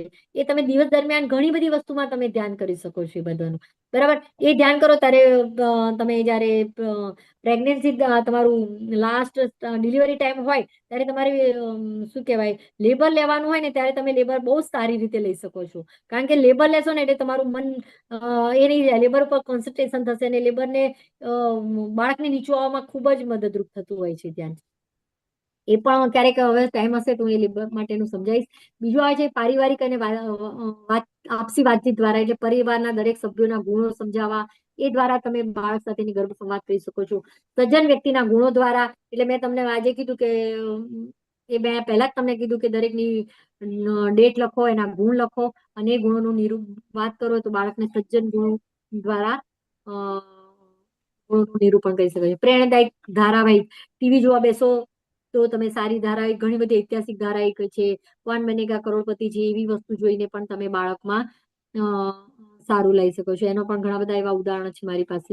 સમાજમાં થતા કાર્યો દ્વારા, એટલે અત્યારે આપણે આ સમાજનું થતું જ કાર્ય કહેવાય. ગર્ભની મીટિંગ ગોઠવી છે, આપણા સેમિનાર ગોઠવ્યો છે, એવા સમાજમાં ઘણા મોટા નાના મોટા દિવસ દરમિયાન કામ થતા હોય તે કામ બાળકને સમજાવો કે આ દ્વારા બાળકનું હું અત્યારે તમારા બાળકને કહી શકું છું કે તમારા મમ્મી આ જ્ઞાન લઈ રહી છે તો એને પણ ખબર પડે કે મારી મમ્મી આ સેશને મારા માટે જોઈન કર્યું છે, મારા માટે સમય મારી મમ્મીએ 2 કલાકનો આપ્યો છે. તો બાળક સમજી શકે છે કે બરાબર. એ પણ સમાજમાં થતા કાર્યક્રમો, કોઈ સફાઈના કાર્યક્રમ હોય, રાષ્ટ્રને લગતા કાર્યક્રમ હોય, ન્યૂઝપેપરમાં કોઈ કાયું હોય તો એ પણ તમે બાળકને સમજાઈ શકો છો. એટલે ખાસ બધાને છે કે ઘણી બધું દ્વારા ગર્ભ સંવાદ સમજાઈ શકાય છે. हमारा आचरण ही हमारी सफलता है, हमारी ऊंचाई तय करता है, नहीं कि हमारी योग्यता. એટલે કહેવાય છે કે આપણું આચરણ જેવું હશે એ જ આપણી સફળતા છે. આપણી યોગ્યતા બીજી બાજુ છે. આપણે ગ્રેજ્યુએટ થઈ ગયા, બી થઈ ગયા, બધું જ, પણ એ આપણી યોગ્યતા તય નહીં કરે. તય કરશે આપણું આચરણ. અને આપણું આચરણ એ ક્યારે સફળ બનશે? આપણો વ્યવહાર સારો હશે તો. બરાબર. એટલે એવું કહેવાય છે કે સફળ થવા માટે તમારું આચરણ ખૂબ અગત્યનું છે. તો જો બાળકમાં તમે આચરણ યોગ્યતા છે, એવું કહેવાય છે કે हमारा आचरण योग्यता से ज्यादा महत्वपूर्ण. આચરણ એટલે આપણા વિચારો, આપણું રહેણી કહેણી, આપણો સ્વભાવ. બરાબર. જો એ વધારે સારું હશે તો આપણે યોગ્યતા જે બી પ્રાપ્ત કરી હશે એનાથી પણ શ્રેષ્ઠ છે. એટલે ગર્ભાવસ્થા દરમિયાન હું ઈચ્છું કે તમારા બાળકનું આચરણ ખૂબ સારું આવે એના માટે પણ આપ ખૂબ પ્રયત્ન કરો. અહીં મારા સેશનને અંત આપું છું, વિરામ આપું છું. આપણે સાંભળ્યું એનો ખૂબ ખૂબ આભાર. આણંદ ગાયત્રી પરિવાર તરફથી આપનો ખૂબ ખૂબ આભાર. જય ગુરુદેવ. પ્રણામ. નમસ્તે. આવો. હેલો, હાજી. સંભળાય છે? હા, આવો ભાવનાબેન. બહુ સરસ રીતે સરળ ભાષાની અંદર ગર્ભ સંવાદ કેવી રીતે એના પ્રકારો તથા ધ્યાનનું મહત્વ આપે સમજાવ્યું. એટલે જ કહેવામાં આવ્યું છે કે માતા રસ લેતી હૈ જૈસે ચિંતન યા વ્યવહાર में, वैसे ही गुण लेकर आता शिशु इस दुनिया में. है ને? ચિંતન કરી બાળકની અંદર પણ એના માટે આપ બહુ સરળ રીતે આપે સમજાવ્યું છે. ધન્યવાદ આપનો. આવો સેશનની પૂર્ણાહુતિ તરફ જતા આજે શાંતિપાઠ દ્વારા 5 મિનિટ કદાચ મોડું થયું છે તો દરેક માતાઓને અમે ક્ષમા યાચના માંગીએ છીએ કે થોડું સેશન પૂરું કરવા માટે અમે થોડો સમય લંબાવ્યા છે, તો આપ અમને આપ ક્ષમા કરો અને આવો શાંતિપાઠ દ્વારા જીવનને ધન્ય બનાવી આવનાર દિવ્ય અંશની અંદર પણ એ શાંતિનું એ પ્રદાન કરી શકીએ એવી દિવ્યતા દ્વારા